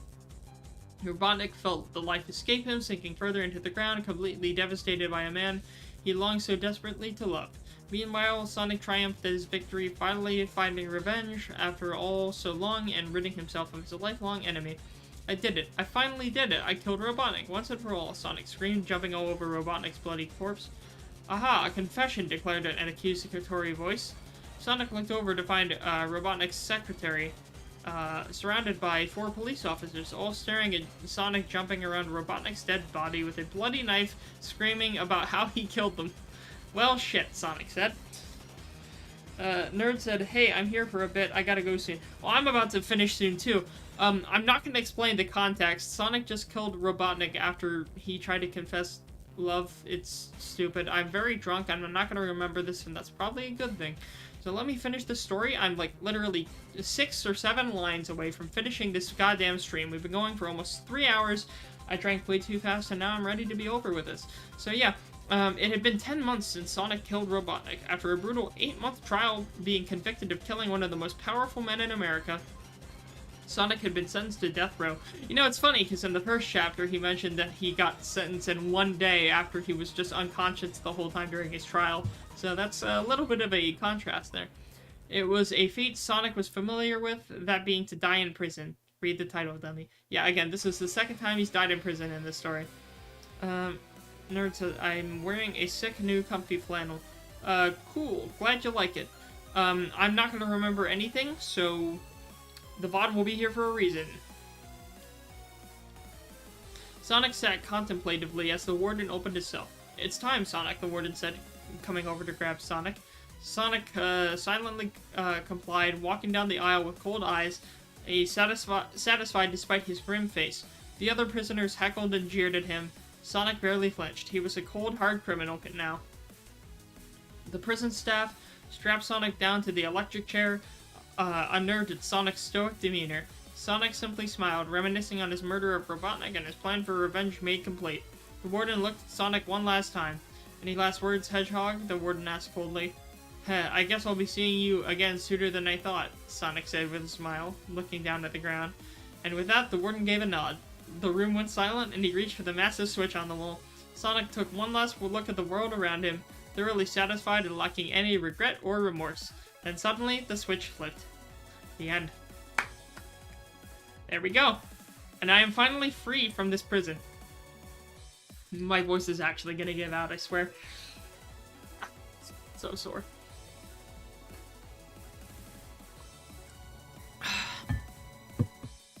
Lord. Thank God that's over. Well, we read, what, like 2.5 stories there? It's funny enough that we read some stories that were too good to actually finish. We started the Knight Rider one that was legitimately written well. And then the shorter one with the Anastasia one that's even weirder, with Team Fortress 2, where they decided that, yeah, Team Fortress 2 and Anastasia and a bunch of original characters were a great idea. So, yeah. If you don't know what I'm talking about, the rest of the VOD and the recording of the stream will be there for you once it gets uploaded, and you can witness everything we've seen here tonight in all of its glory.